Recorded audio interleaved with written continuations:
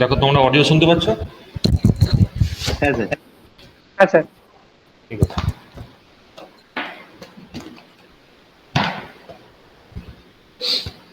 সব প্রিলিমিনারি জিনিস, আচ্ছা তোমাদের প্রথমে একটা জিনিস বলে দিই আমি, ঠিক আছে? সেটা হচ্ছে যে তোমাদের যে ইয়েস ইয়েস তোমাদের যে মেশিন ক্লাসটা যেটা আছে, যেটা আজকে থেকে শুরু হচ্ছে, তার কিছু প্রিকারসার আমি তোমাদের বলে দিচ্ছি। প্রিকারসার মানে হচ্ছে কি কি জিনিস আমাদের লাগবে, ঠিক আছে? আমাদের দেখবে যারা ম্যাগনেটিক সার্কিটের ক্লাসটা করেছো, M9 স্যার, M9, M9 মানে আচ্ছা, যারা মোটামুটি ক্লাস করেছো, মর্নিং মর্নিং ও মর্নিং, আচ্ছা ঠিক আছে। যারা মোটামুটি ক্লাস করেছো আগে, তাদের তো কোনো অসুবিধা নেই। যারা ক্লাস করোনি তারা আমাদের আমাদের ইউটিউব চ্যানেলে দেখবে একটা ভিডিও আছে রিগার্ডিং ম্যাগনেটিক মেটেরিয়ালস, ঠিক আছে? তো তোমরা ম্যাগনেটিক মেটেরিয়ালসের উপর যে ভিডিওটা আছে, দুটো ভিডিও আছে, দুটো ভিডিওকে ভালো করে পড়ে নেবে, ঠিক আছে? এবং ওই ভিডিওটা হচ্ছে প্রিকারসার। প্রিকারসার মানে হচ্ছে ওটা না পড়লে অনেকটা আইডিয়া কিন্তু এখানে ক্লিয়ার হবে না, ঠিক আছে? তারপর আমরা আস্তে আস্তে পড়তে থাকবো, আস্তে আস্তে জানতে থাকবো, সমস্ত ব্যাপারগুলো একটা করে ক্লিয়ার হতে থাকবে, ঠিক আছে? আচ্ছা, তোমাদের একটা জিনিস বলে দিই, তোমাদের ব্যাচ 2, যেটা তোমরা দেবজ্যোতিটা যেটা পড়ছো, ওই ব্যাচ 2-তে অ্যাকচুয়ালি তোমার আর 3টে চ্যাপ্টার বাকি আছে সার্কিট থিওরি। সেই সার্কিট থিওরি ক্লাসটা তোমাদের স্যাটারডে, এই ফ্রাইডে নাইট যেটা হয় সেটা হবে, ঠিক আছে? আর ইলেকট্রনিক্সটা স্টপ থাকবে, ঠিক আছে? আর সেম জিনিস হবে কিন্তু ইয়ের ক্ষেত্রেও, ব্যাচ 3 এর ক্ষেত্রেও, যেখানে তোমরা ওই আগস্টের ব্যাচটার ক্ষেত্রেও, যেখানে তোমরা ওই ইলেকট্রনিক্সটা স্টপ থাকবে আর সার্কিট থিওরিটা কন্টিনিউ হবে মন্ডেতে, ঠিক আছে? তোমাদের মন্ডেতে ডেট পড়েছে, মন্ডেতে যে ডেটটা আছে সেটাতে। এবার যদি ইনকেস কোনো চেঞ্জেস আসে, ঠিক আছে, তোমাদের ধরো ফ্রাইডের কোনো চেঞ্জ হয় অথবা মন্ডের কোনো চেঞ্জ হয়, সেটা আমি তোমাদের আগে থেকে জানিয়ে দেবো যে কবে চেঞ্জ হবে না হবে। মোস্ট প্রবাবলি যদি তোমাদের কলেজ খুলে যায়, তোমাদের যদি কোনো প্রবলেম না থাকে, কলেজ যদি খুলে যায়, ইন দ্যাট কেস আমরা তোমাদের দুজনের ক্লাসটাকে শনিবারে শিফট করতে পারি ইন ফিউচার, যদি কোনো পসিবিলিটি থাকে সেক্ষেত্রে, ঠিক আছে? তাহলে তোমাদের স্যাটারডে আর সানডে দুটো দিন মোটামুটি ফিক্স থাকবে ক্লাস হওয়ার জন্য। এটা মানে একদম, সানডে তো ফিক্সড রয়েছে, স্যাটারডেটাও ফিক্সড হয়ে যাবে। ইন কেস যদি কোনো চেঞ্জ হয় তাহলে আমি তোমাদেরকে সেটা নোটিফিকেশন করে দেবো, সেটা আমি তোমাদের জানিয়ে দেবো, ঠিক আছে?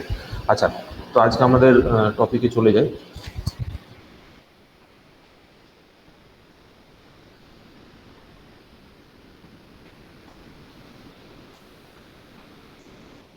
আর কারোর যদি ইন দ্য মিন টাইম কোনো অসুবিধা হয়, বুঝতে সমস্যা থাকে, যেখানে আমি যেখানে প্রবলেম মনে হবে সেখানে আমাকে দাঁড় করাবে, ঠিক আছে? তো সেই অনুযায়ী আমি এগোবো তারপর।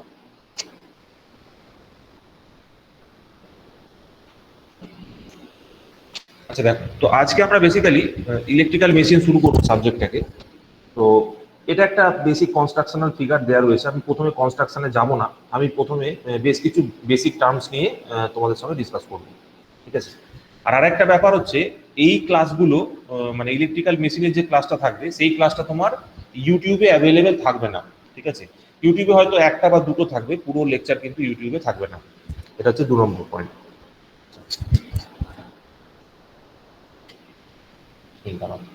কেন স্যার? এটা ইউটিউবে থাকবে না, তোমাদের পার্সোনালি দেওয়া হবে, ঠিক আছে? এটা তোমাদের পার্সোনালি দেওয়া হবে, এটা ইউটিউবে থাকবে না।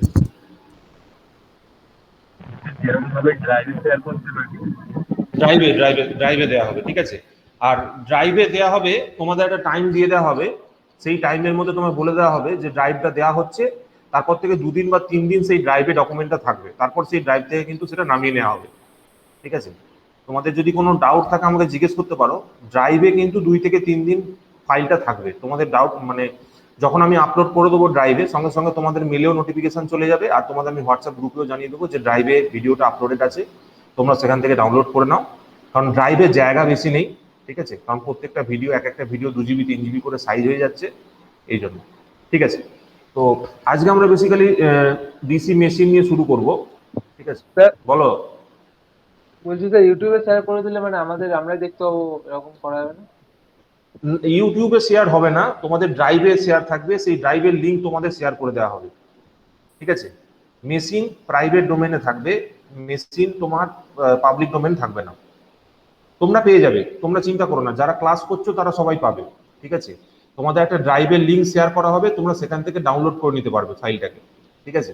আর সেই ড্রাইভের একটা টাইম বলে দেওয়া হবে যে 1 দিন বা 3 দিন বা 5 দিন একটা টাইম দেওয়া থাকবে, 1 সপ্তাহের মধ্যে তোমাকে বলে দিল যে এই টাইমের মধ্যে তুমি ভিডিওটা ডাউনলোড করে নাও, ঠিক আছে। তো তোমরা সেখান থেকে ফাইলটা ডাউনলোড করে নিজেদের কাছে সেভ করে রেখে দেবে, ঠিক আছে। এর থেকে সুবিধা আর কিছু নেই, ঠিক আছে। দেখো, ডিসি মেশিন পড়ার আগে আমি তোমাদেরকে বেশ কিছু জিনিস বলে দিই। প্রথমত যে ইলেকট্রিক্যাল মেশিনের সিলেবাসটা সম্বন্ধে একটু আইডিয়া দিয়ে দিই, আর ইলেকট্রিক্যাল মেশিনের কোন বই তোমরা ফলো করবে সেই নিয়ে একটু বলে দিই। তো বেসিক্যালি ডিসি মেশিন ছাড়াও আর কি কি পার্ট আছে আমাদের এখানে? আমাদের এখানে এসি মেশিন রয়েছে, এই দুটো বেসিক ক্লাসিফিকেশনস আছে, ঠিক আছে। এবার এই দুটো বেসিক ক্লাসিফিকেশনস এর মধ্যে এসি মেশিনের মধ্যে আমরা পড়বো হচ্ছে ট্রান্সফরমার, ঠিক আছে। ট্রান্সফরমারের মধ্যে আমরা পড়বো single phase and 3 phase transformer, ঠিক আছে। আর ওইদিকে আমরা পড়বো alternator, alternator alternator and synchronous motor, alternator and synchronous motor.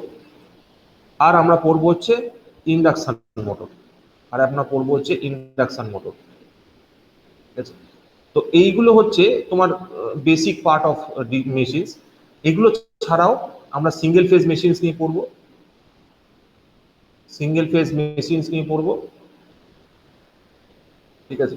Single phase machines নিয়ে পড়বো অ্যান্ড কিছু স্পেশাল মেশিনস নিয়েও পড়বো, স্পেশাল কিছু মেশিনস নিয়েও পড়বো, ঠিক আছে। স্পেশাল মেশিনস নিয়ে পড়বো, ঠিক আছে। এবার রাফলি আমি কতক্ষণের প্ল্যানিং করেছি, মোটামুটি ধরে রাখো 40 আওয়ার্স, 40 আওয়ার্স মিনিমাম ক্লাস হবে, ঠিক আছে। 40 আওয়ার্স মিনিমাম ক্লাস হবে, মানে থিওরিটিক্যাল ক্লাস, থিওরিটিক্যাল উইথ তোমার যে প্রবলেম সলভিং যেটা থাকে সেটা কিন্তু 40 আওয়ার্সের কাছাকাছি চলবে ইলেকট্রিক্যাল মেশিনটা। আচ্ছা, আর একটা ব্যাপার কি, আর একটা ব্যাপার হচ্ছে আমি একটা ল্যাব তোমাদের ব্যবস্থা করব, ল্যাব চেষ্টা করছি যাতে করা যায়, ঠিক আছে। যেরকম তোমরা তোমরা ফুল ওয়েভ রেকটিফায়ারের ল্যাব দেখেছিলে, ঠিক আছে। ফুল ওয়েভ রেকটিফায়ার তোমাদের আমি ল্যাব করে দেখেছিলাম, ঠিক আছে। তো সেই রকম আমি একটা কলেজের সাথে কোলাবোরেশন করে তোমাদের ইলেকট্রিক্যাল মেশিনস এবং পাওয়ার সিস্টেমসের বেশ কিছু ল্যাব রেকর্ডিং করছি, ঠিক আছে।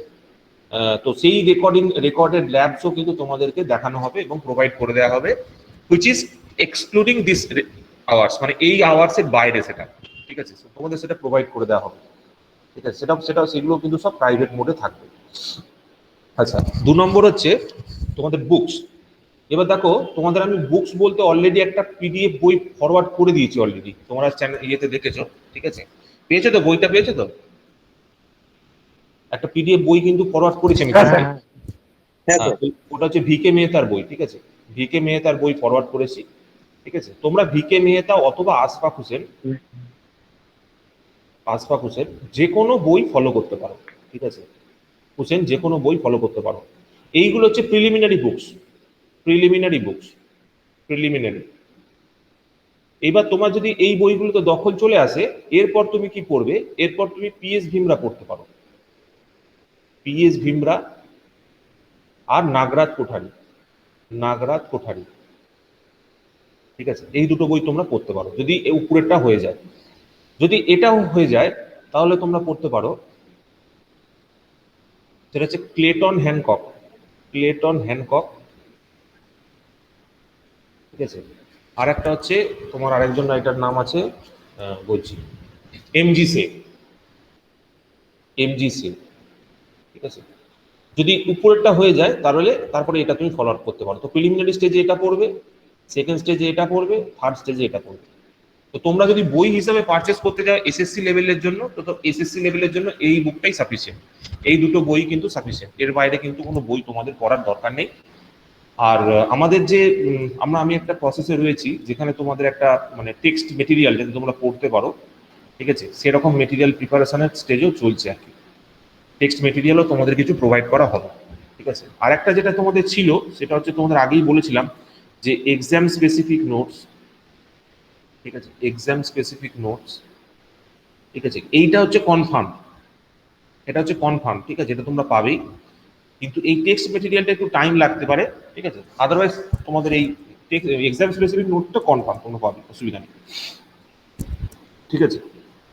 আর আমাকে একটুখানি ওই মনে করিয়ে দেবে, ঠিক আছে, গ্রুপে তোমরা একটু মেসেজ করবে, সেটা হচ্ছে যে ক্লাসের পরে, এভরি ক্লাসের পরে যে কোশ্চেন সেটটা আছে, কোশ্চেন সেটটা পাঠানোর জন্য, ঠিক আছে, এটা খেয়াল রাখবে।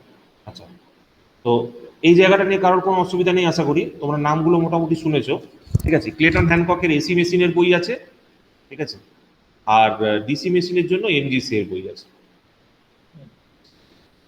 তোমাদের এই বইগুলো আপাতত পড়ার দরকার নেই, নো নিড।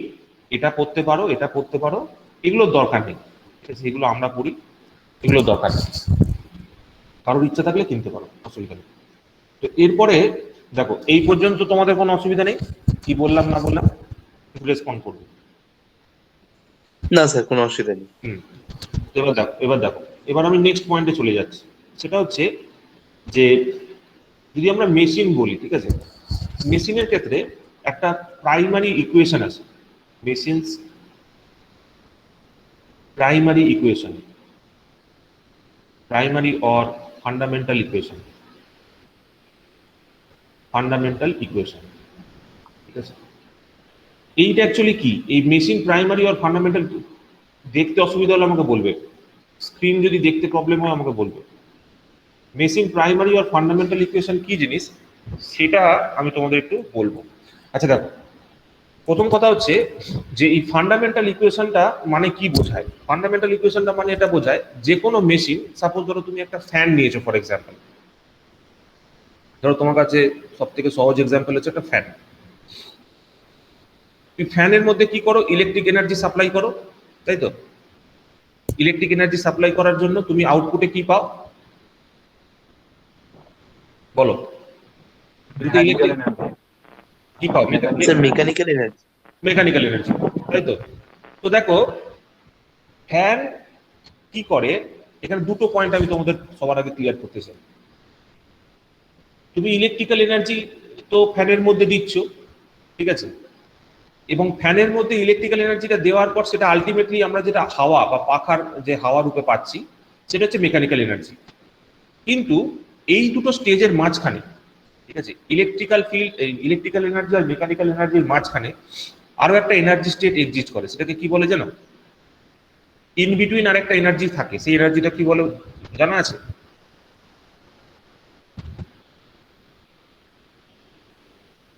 এই কনভার্স জানান, একটু ভাবলে বুঝতে পারবে। আর একটা এনার্জি থাকে যেটাকে আমরা বলি ম্যাগনেটিক এনার্জি।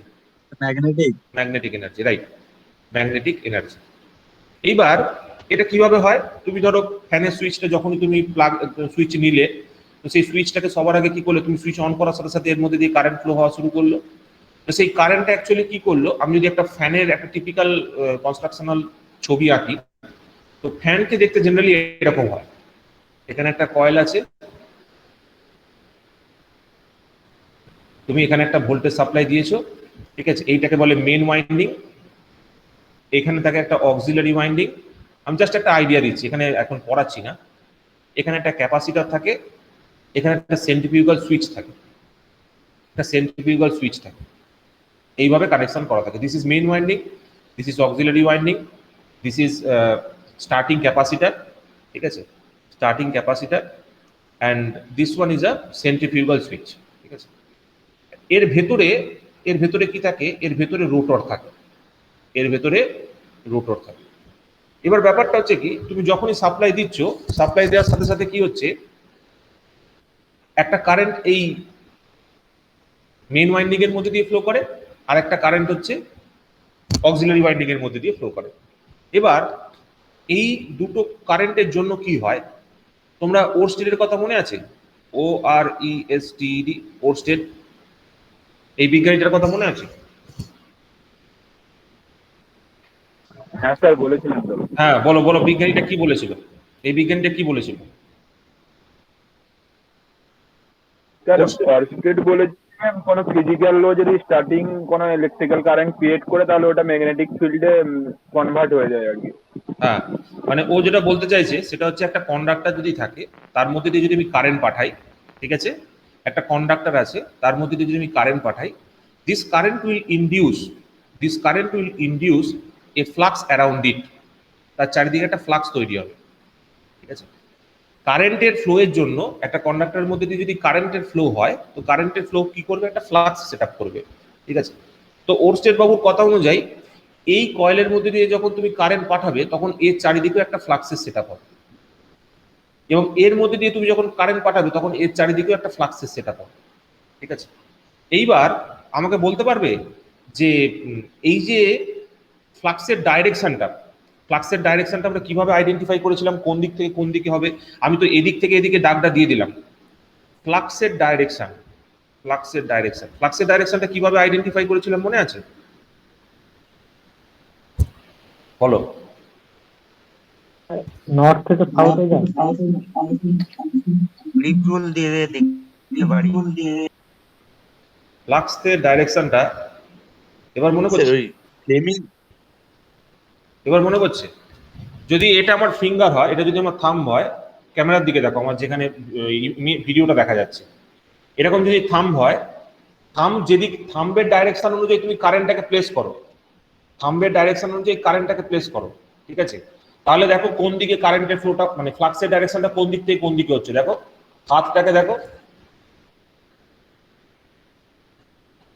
এক মিনিট, হাতটা দেখা যাচ্ছে না, দেখো এই হাতটা দেখতে পাচ্ছ,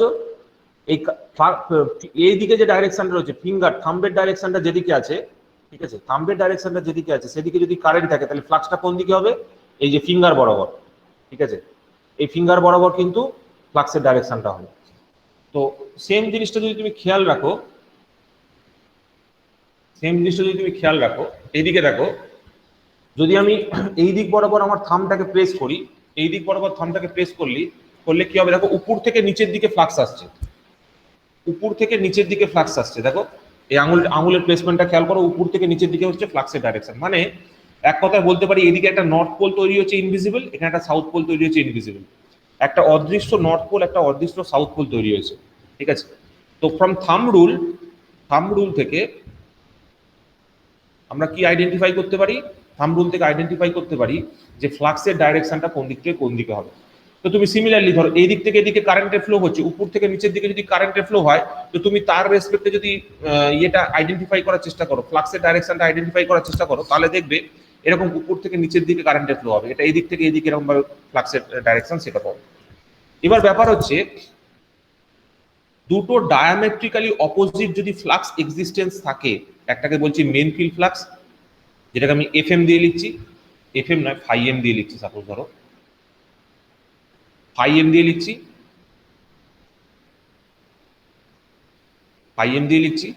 আর একটা ফ্লাক্স যেটা সেট আপ হচ্ছে due to the auxiliary field, F এ দিয়ে লিখছি, ফাই এ দিয়ে লিখছি, ঠিক আছে। এবং এই দুটো ফ্লাক্স যেহেতু একে অন্যের সঙ্গে 90 ডিগ্রিতে এক্সিস্ট করে, তো 90 ডিগ্রিতে এক্সিস্ট করার জন্য কি হবে বলো দেখি, ডায়ামেট্রিক্যালি অপোজিট, মানে দুটো যদি ফ্লাক্স একে অন্যের সঙ্গে 90 ডিগ্রি কোণে এক্সিস্ট করে, তাহলে সেক্ষেত্রে আমরা সেটাকে কি বলবো বলো দেখি।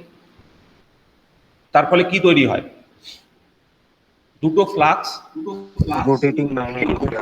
হ্যাঁ এক্স্যাক্টলি, এর ফলে কি হয়, এর ফলে একটা টর্ক প্রডিউস হয়, একটা রোটেটিং ম্যাগনেটিক ফিল্ড তৈরি হয়, আর একটা টর্ক প্রডিউস হয়। তো এই দুটো ফিল্ডের জন্য কি হবে, এই ভেতরে থাকা যে কয়েলটা, এই ভেতরে থাকা যে রোটরটা, সেই রোটরটা কিন্তু একটা পার্টিকুলার ডাইরেকশনে ঘুরতে শুরু করবে, ঠিক আছে। এবার যখন এই রোটরটা ঘুরতে শুরু করলো, সঙ্গে সঙ্গে এই সেন্ট্রিফিউগাল সুইচটা খুলে যায়। সেন্ট্রিফিউগাল সুইচটা খুলে গেলে কি হবে, এই অক্সিলারি ওয়াইন্ডিংটা এই সার্কিট থেকে কাট অফ হয়ে যাবে, কেবলমাত্র মেন ওয়াইন্ডিংটাই সার্কিটের মধ্যে কানেক্টেড থাকবে, কেবলমাত্র বলো। আরেকবার বলবেন? হ্যাঁ বলছি। 1 নম্বর হচ্ছে, আমি স্টেপগুলো লিখছি। স্টেপ 1, তুমি সাপ্লাই দিলে, supply given to say point A and B, to point A and B. Step 2 তে কি হলো, two current two currents flow along main winding and auxiliary winding. MW মানে হচ্ছে মেন ওয়াইন্ডিং,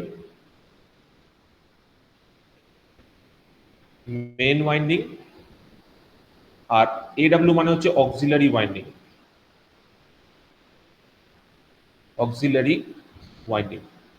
ঠিক আছে। মেন ওয়াইন্ডিং এবং auxiliary winding বরাবর কারেন্টের ফ্লো হওয়া শুরু করলো। স্টেপ 3 তে কি হলো? Flux is set up in diametrically opposite directions, ঠিক আছে। ফ্লাক্স সেটআপ হচ্ছে কোথায়? ফ্লাক্স সেটআপ হচ্ছে ডায়ামেট্রিক্যালি অপোজিট ডাইরেকশনে। মানে কি, একটা দেখো, একটা এদিকে রয়েছে, তার একটা এদিকে রয়েছে, দুটো অপোজিট ডাইরেকশনে, ডায়ামেট্রিক্যালি অপোজিট ডাইরেকশনে ফ্লাক্স সেটআপ হচ্ছে। তো এই ফ্লাক্স সেটআপ কি করছে? স্টেপ 4 কি করছে? প্রোডাকশন অফ টর্ক প্রডিউস করছে। এবং এই টর্কের জন্য কি হচ্ছে? এই টর্কটা কোথায় প্রডিউস হচ্ছে? টর্কটা প্রডিউস হচ্ছে inside the rotor. Torque, production of torque inside rotor, ঠিক আছে। এই প্রোডাকশন অফ দ্য টর্কের ফলে কি হবে? এই ভেতরের যে মোটরটা থাকবে সেই মোটরটা ঘুরতে শুরু করবে, ঠিক আছে। তো আমার এখানে বলার উদ্দেশ্যটা কি? দেখো, তুমি প্রথমে ইলেকট্রিক সাপ্লাই দিয়েছিলে, ইলেকট্রিক সাপ্লাই দেওয়ার পর সেটা ম্যাগনেটিক এনার্জিতে কনভার্ট হয়েছিল, এবং ম্যাগনেটিক এনার্জিতে কনভার্সনের পর সেটা মেকানিক্যাল রোটেশন বা রোটরের যে রোটেশন সেটাতে কনভার্ট হলো। তার মানে আমি সবার আগে কি করলাম? ফ্যানে ইলেকট্রিক্যাল এনার্জি দিলাম, সেই ইলেকট্রিক্যাল এনার্জিটা ম্যাগনেটিক এনার্জিতে কনভার্ট হলো ইনসাইড দি ফ্যানের মধ্যে। তারপর সেটা আমি মেকানিক্যাল এনার্জি হিসেবে রোটরে পেলাম। মেকানিক্যাল এনার্জিটা কোথায় পেলাম? রোটরে পেলাম, ঠিক আছে। আর আমি যদি ম্যাগনেটিক এনার্জিটা খুঁজতে চাই, ম্যাগনেটিক এনার্জিটা কোথায় পেলাম? ইন দ্য এয়ার গ্যাপ, আমি এভাবে বলতে পারি, in the air gap magnetic এনার্জিটা পেলাম। আর ইলেকট্রিক্যাল এনার্জিটা আমি কোথায় সাপ্লাই করছিলাম? ইন দ্য কয়েলে আমি পেলাম, ঠিক আছে। তো এই পয়েন্টটা ক্লিয়ার হলো কিনা বলো, যে কোথায় কোন এনার্জিটার কনভার্সন হচ্ছে এবং কোথায় কোন এনার্জিটা রয়েছে। এটা হচ্ছে ফার্স্ট এন্ড ফরমোস্ট আন্ডারস্ট্যান্ডিং। যদি এই আন্ডারস্ট্যান্ডিংটা ক্লিয়ার হয়, কয়েলে বললাম ইলেকট্রিক্যাল এনার্জি, তুমি ইলেকট্রিক্যাল এনার্জি সাপ্লাই দিচ্ছ কোথায়? কয়েলে, তাই না? তুমি কয়েলে ইলেকট্রিক্যাল এনার্জি সাপ্লাই দিচ্ছ না, হ্যাঁ, রোটার, ভিতরেরটা রোটার, এটা কয়েল। হ্যাঁ, রোটারে তো আমি মেকানিক্যাল এনার্জি পাচ্ছি, রোটরটা থেকে তো আমি তো রোটেশনটা অপারেট করছি, ঠিক আছে। তো এইটা হচ্ছে ব্যাপার। দেখো, এই ফান্ডামেন্টাল কনসেপ্টটা ক্লিয়ার হলো কিনা বলো, যে কোথায় কোন এনার্জিটা এক্সিস্ট করছে, ঠিক আছে। এটা এনার্জি পয়েন্ট অফ ভিউ থেকে কেন করছি তার কারণটা আমি পরে বলবো। এরপর একটা খুব ইন্টারেস্টিং টপিক আছে, খুব ইন্টারেস্টিং একটা মানে কি বলবো পয়েন্ট আছে, যেটা তোমাদের বুঝতে হবে। দেখো, যতদূর বলেছি এতদূর কারোর কোনো প্রবলেম আছে কিনা আমি এইটা নিয়ে আবার বলবো। এটা তো তোমার যখন সিঙ্গেল ফেজ মোটর পড়াবো তখন বলবো। Fan is a simple example, তো আমি ফ্যান দিয়ে শুরু করলাম, ঠিক আছে।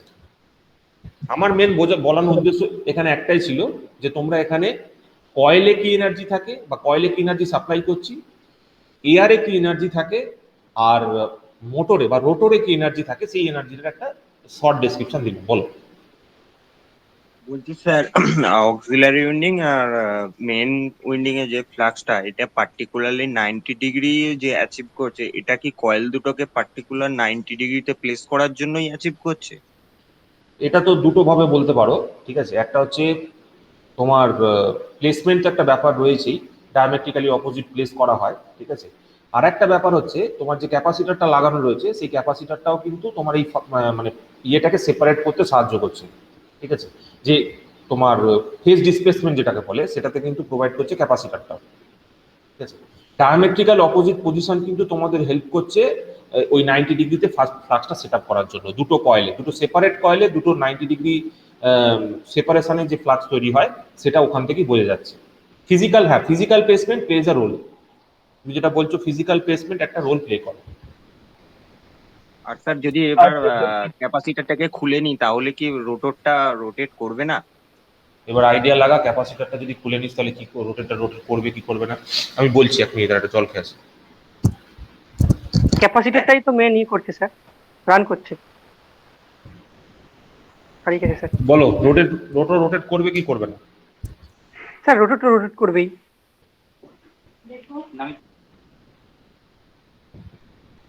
বলো দিকে আর অন্য কোনো পয়েন্ট থাকলে। সেলফ স্টার্টিং তো হবে না, মানে সে ওই জন্য আঙুল তো স্যার ক্যাপাসিটরটা লাগানো স্যার, ক্যাপাসিটর রান। হুম হুম হুম হুম। এটা হচ্ছে অ্যাকচুয়ালি ক্যাপাসিটার স্টার্ট মোটরের ছবি দেখানো আছে। ক্যাপাসিটারটা যদি আমি নাও লাগাই তাহলেও কিন্তু মোটরটা ঘুরবে, ঠিক আছে। মেন কথা হচ্ছে কি, দুটো ফ্লাক্সের মধ্যে যদি 90 ডিগ্রি প্র্যাকটিক্যাল ডিসপ্লেসমেন্ট করা পসিবল হয়, ঠিক আছে, তাহলেই দুটো সেপারেট ফ্লাক্স তৈরি হয়।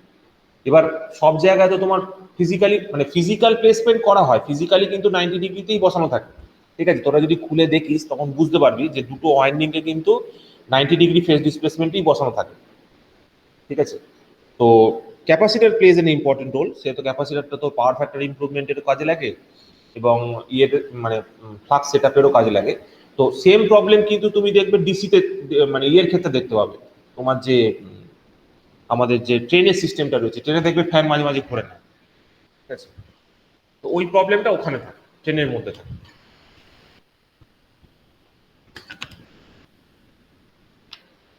দেখো, এটা হচ্ছে এক নম্বর। তাহলে তাহলে সেটআপটা সবসময় অপোজিট ডিরেকশনেই হবে। হ্যাঁ, মানে মেন হচ্ছে এই কথাটা খেয়াল রাখবে, ডায়ামেট্রিক্যালি অপোজিট ডাইরেকশনে দুটো কয়েলকে বসানো থাকে, ঠিক আছে।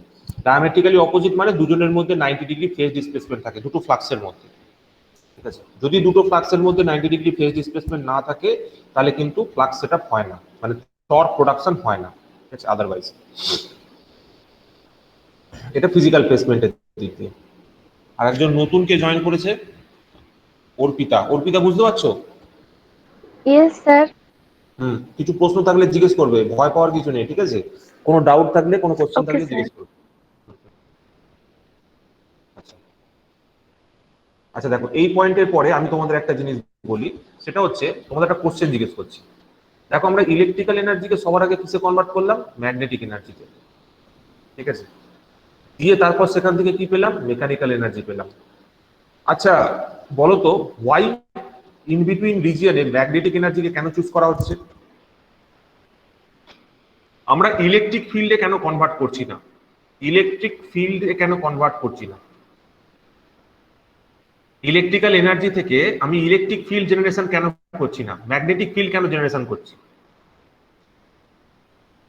ম্যাগনেটিক ফিল্ড কেন জেনারেশন করছি? Why not electric field? কারণ ম্যাগনেটিক ফিল্ডে কিছুটা এয়ার গ্যাপের মধ্যে যে ফ্লাক্স পাস করে তার মধ্যে যে কারেন্ট ফ্লো করতে পারবে সেই জন্য। আমি কনসেপ্টটা আবার বলছি, আমাদের সমস্ত ডিসি জেনারেটর হোক, মোটর হোক, সবকিছু ইন্টারনালি ম্যাগনেটিক এনার্জিতে কনভার্সন করা হয়। ইলেকট্রিক্যাল এনার্জিকে প্রথমে ম্যাগনেটিকে কনভার্ট করা হয়, দেন তাকে মেকানিক্যালে কনভার্ট করা হয়। আমার প্রশ্ন হচ্ছে, যদি ইলেকট্রিক এনার্জিটাকে কাজে লাগিয়ে আমি একটা ইলেকট্রিক ফিল্ড তৈরি করতাম, ঠিক আছে, দিয়ে একটা মোটর ঘোরানোর চেষ্টা করতাম, তো সেক্ষেত্রে কেন আমরা ইলেকট্রিক ফিল্ডটাকে চুজ করি না? Why magnetic field is chosen? এটা হচ্ছে আমার কোশ্চেন। ভালো করে বোঝো কোশ্চেনটা।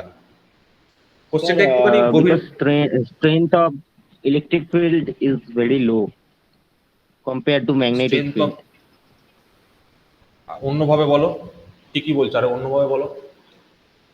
এটা স্যার একটা প্রপার এর ডেফিনেশন ছিল, মানে ফর্মুলা টর্মুলা কি সব ছিল আমি ভুলে গেছি, এই মুহূর্তে আমার মনে পড়ছে না। তাহলে তো লাভ নেই। তুমি স্ট্রেংথ ঠিক বলেছো, ঠিক আছে। এবার স্ট্রেংথ বলতে কিসের স্ট্রেংথ? ইলেকট্রিক ফিল্ড কেউ- strength, electric field is nothing but A dielectric medium.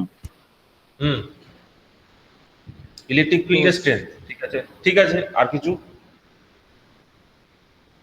Strength মানে কি? স্ট্রেংথ মানে কি বোঝাচ্ছ সেটা হচ্ছে ব্যাপার।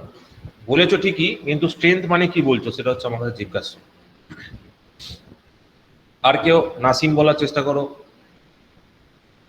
অভিরূপ, দেবজ্যোতি, সৌরভ বলার চেষ্টা করো, তোমাদের যদি কোনো আইডিয়া থাকে।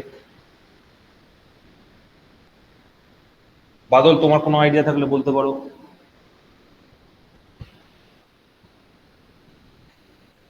তোমরা তোমাদের আইডিয়াটা শেয়ার করো, কেন মনে হচ্ছে যে ম্যাগনেটিক এনার্জিটাকে আমরা কেন চুজ করছি, ইলেকট্রিক ফিল্ডে কেন চুজ করছি না?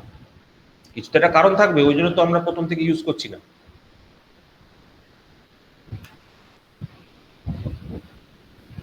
দেখো স্যার ম্যাগনেটিক ফিল্ডের স্টেবিলিটি বেশি দেয়। একজন একজন করে বলো, একজন একজন করে বলো। কন্ডাক্টরের জন্য তো ম্যাগনেটিক ফিল্ড ইউজ করছে। আচ্ছা দেবজ্যোতি বলো কি বলছিলে? স্যার ম্যাগনেটিক ফিল্ডের স্টেবিলিটি বেশি তাই? স্টেবিলিটি ঠিক নয় ব্যাপারটা, স্টেবিলিটি বা স্ট্রেংথ ঠিক নয়, মানে কাছাকাছি যাচ্ছ কিন্তু পুরো অ্যান্সারটা হচ্ছে না। দেখো দেখো তোমাদের বললে বুঝতে পারবে। আচ্ছা বলো দেখি, ইলেকট্রিক ফিল্ড জমা করা হয় কোথায়? ইলেকট্রিক ফিল্ড কোথায় জমা করা হয়? ডাইলেকট্রিক মিডিয়ামে। ডাইলেকট্রিক মিডিয়াম, সেটা কি বলে? ক্যাপাসিটর বলে না? হ্যাঁ স্যার। আর ম্যাগনেটিক ফিল্ড আমরা কোথায় জমা করি? ইন্ডাক্টরে। ইন্ডাক্টর। এবার বলো দেখি, what is the property associated with capacitor যার জন্য ইলেকট্রিক ফিল্ডটা জমা হয়? মানে ধরো একটা গ্লাসের মধ্যে আমি জল ভরেছি, কতটা জল ভরবো সেটা ডিপেন্ড করে গ্লাসের আয়তনের উপর। ঠিক সেইভাবে ক্যাপাসিটরের মধ্যে আমি যদি ইলেকট্রিক ফিল্ড জমা করি, কতটা ইলেকট্রিক ফিল্ড জমা আছে সেটা কার উপর ডিপেন্ড করে? একটা ক্যাপাসিটরের মধ্যে এরিয়া অফ যদি দ্য প্লেট। আর অন্য কিছু বল, area of the plate, dielectric medium, আর একটা ভোল্টেজের ওপর। ঠিক করে বলো, একটা ক্যাপাসিটরের মধ্যে ক্যাপাসিটেন্স। আরে ওর ঠিক করে বলো। পারমিটিভিটি, পারমিটিভিটি মনে আছে বলেছিলাম। আর ইন্ডাক্টরের ক্ষেত্রে, হ্যাঁ, আর ইন্ডাক্টরের ক্ষেত্রে কি বলেছিলাম? পারমিয়েবিলিটি বলেছিলাম তো। Permittivity is the ability of capacitor two store electric field inside ইট। মানে পারমিটিভিটিটা হচ্ছে সেই গুণটা বা সেই প্রপার্টিটা যেটা দিয়ে বোঝানো হয় যে একটা ক্যাপাসিটরের মধ্যে কতটা ইলেকট্রিক ফিল্ড আমি জমা রাখতে পারবো। পারমিয়েবিলিটি হচ্ছে একটা ইন্ডাক্টরের সেই প্রপার্টিটা যেটা দিয়ে আমরা ডিটারমাইন করতে পারি যে কতটা ম্যাগনেটিক এনার্জি আমি তার মধ্যে জমা রাখতে পারবো। ঠিক আছে, তো এবার তোমরা যদি এতটা বুঝতে পেরে থাকো, এবার বলো এপসাইলনের ভ্যালু কত হয়? এপসাইলন জিরোর ভ্যালু কত আর মিউ জিরোর ভ্যালু কত? Mu zero value 4.4 pi into 10 to the power -7 henry per metre, তাই তো? আর এটা কত হয়? 8.854 হ্যাঁ, 8.85 10 to the power into 10 to the power -12 মনে হচ্ছে। 10 টু দি পাওয়ার -12, তাই তো? Farad per metre. এবার বলো এই দুটোর মধ্যে বড় কে? এই দুটোর মধ্যে বড় কে?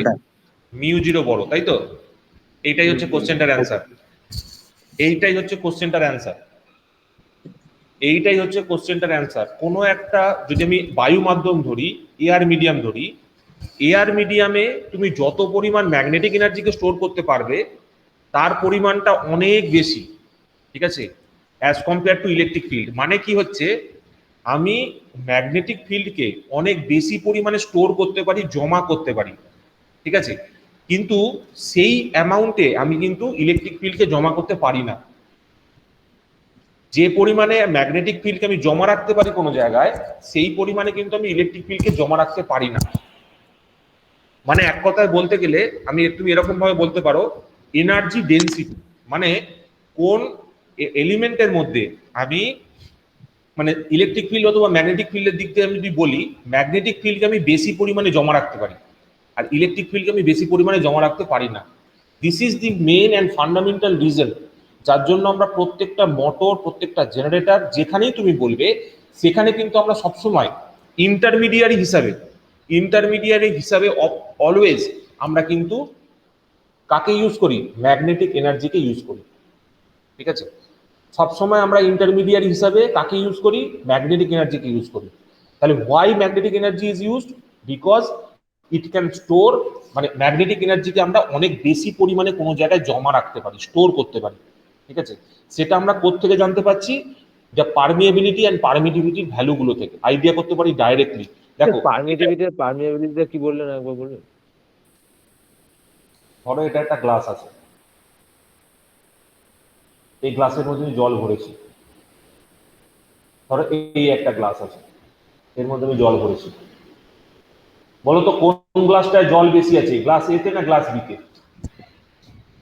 বলো। গ্লাস এতে। গ্লাস এতে জল বেশি আছে। এটা কেন? গ্লাসে কার উপর ডিপেন্ড করছে জল বেশি থাকাটা? আয়তনের উপর, ভলিউম। পাত্র আয়তনের উপর ডিপেন্ড করছে। তার মানে কোন পাত্রে বেশি জল থাকবে সেটা নির্ভর করে যেরকম তার আয়তনের উপর, ঠিক সেইভাবে একটা ক্যাপাসিটারের মধ্যে কত পরিমাণ ইলেকট্রিক্যাল এনার্জি তুমি জমা রাখতে পারবে সেইটা ডিপেন্ড করে তার পারমিটিভিটির উপর। ভাবো তুমি ইলেকট্রিক্যাল এনার্জিকে একটা পাত্রের মধ্যে জমা রাখছো, একটা বোলের মধ্যে জমা করছো, সেটা জমা করাটা কার উপর নির্ভর করবে? সেই জমা করাটা নির্ভর করবে সেই যে মেটেরিয়ালটা তুমি ইউজ করেছো ইনসাইড যে ডাইইলেকট্রিকটা, সেই ডাইইলেকট্রিকের পারমিটিভিটির উপর ডিপেন্ড করবে। মানে তুমি যে মেটেরিয়ালটার মধ্যে ইলেকট্রিক্যাল এনার্জিটাকে জমা করতে চাইছো, কার মধ্যে জমা করতে চাইছো? ডাইইলেকট্রিকটার মধ্যে। এবার সেই ডাইইলেকট্রিকটার মধ্যে কতটা এনার্জি জমা করতে পারবে সেটা ডিপেন্ড করবে কার উপর? এপসাইলনের উপর। সিমিলারলি তুমি যদি একটা ম্যাগনেটিক ফিল্ড নাও, সেই ম্যাগনেটিক এনার্জিকে তুমি স্টোর করতে চাও, তুমি যদি একটা ইন্ডাক্টর ব্যবহার করো, ঠিক আছে, ম্যাগনেটিক এনার্জিকে জমা রাখা হয় কোথায়? ইন্ডাক্টরের মধ্যে। তুমি যদি ইন্ডাক্টরে জমা করতে চাও, তো কত পরিমাণ জমা রাখবে, কত পরিমাণ ম্যাগনেটিক এনার্জি তার মধ্যে স্টোর হবে, সেটা ডিপেন্ড করবে মিউ এর উপর, পারমিয়াবিলিটির উপর। মানে একটা পাত্রের আয়তনের অনুযায়ী যেরকম ভাবে তুমি জল ভরতে পারো, ঠিক সেই রকম ভাবে একটা ক্যাপাসিটারের পারমিটিভিটির উপর ভিত্তি করে তুমি তার মধ্যে ইলেকট্রিক্যাল এনার্জিকে স্টোর করতে পারো, আর একটা ইন্ডাক্টরের পারমিয়াবিলিটির উপর ভিত্তি করে তার মধ্যে ম্যাগনেটিক এনার্জিকে স্টোর করতে পারো। এই দুটো পয়েন্ট ক্লিয়ার হলো কিনা বলো? এইটা হচ্ছে the most fundamental concept of electrical machines, ঠিক আছে, দি মোস্ট ফান্ডামেন্টাল কনসেপ্ট আমি তোমায় বলছি, ঠিক আছে। এইখান থেকে ইলেকট্রিক্যাল মেশিন পড়া শুরু হচ্ছে, ঠিক আছে। আমি জানি না তোমরা এটা আগে পড়েছিলে কিনা, তোমাদের কলেজে হয়েছিল এই সমস্ত জিনিস? বলো একটু। না স্যার। একটু ফান্ডামেন্টাল জিনিসগুলো দেখো, ক্লিয়ার করো যে কেন আমরা ইলেকট্রিক্যাল মেশিনস এর মধ্যে ম্যাগনেটিক এনার্জিকে ইউজ করব। এটা হচ্ছে সবার ফার্স্ট কোশ্চেন আসবে আমাদের মাথায়, যে কেন ইউজ করছি, ঠিক আছে। তো এর উপর ভিত্তি করে এবার তো আমরা আস্তে আস্তে এগোচ্ছি। দেখো এই কোশ্চেনটা ক্লিয়ার হলো কিনা বলো। যদি এই কোশ্চেনটা ক্লিয়ার হয় তাহলে নেক্সট একটা জিনিস তোমাদের বলবো। আচ্ছা, এবার দেখো, তো নেক্সট যে জিনিসটা আমি বলবো সেটা হচ্ছে আমাদের এখানে 3-4 জনের হেল্প লাগবে ইলেকট্রিক্যাল মেশিনস পড়ার জন্য। একটা হচ্ছে ওরস্টেডের হেল্প আমি নিয়ে নিয়েছি। নেক্সট হেল্প আমি নেবো হচ্ছে ফ্যারাডেজ লজ। মনে আছে ফ্যারাডেজ ল কারুর? ফ্যারাডে বলো, ফ্যারাডের ফার্স্ট ল কি বলে? স্যার ওই তো whenever a conductor is placed in a varying magnetic field, then a EMF is in the conductor. EMF is induced in the conductor, ঠিক আছে। আর কিছু? আর সেকেন্ড লটা কি বলে? স্যার সেকেন্ড লোডে তো বলেছিল যে যে ইনডিউসড ইএমএফটা হচ্ছে ওটা তাহলে the induced EMF is in a coil is equal to the rate of the charge of the flux linkage. The amount of energy Bangla bol, will be Bangla, stored Bangla. in the is depend upon the rate of change of flux with respect to time.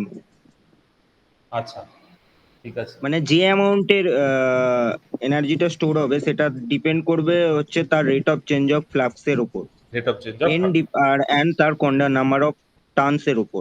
Number of transfer, ঠিক আছে। আর কেউ কিছু বলবে?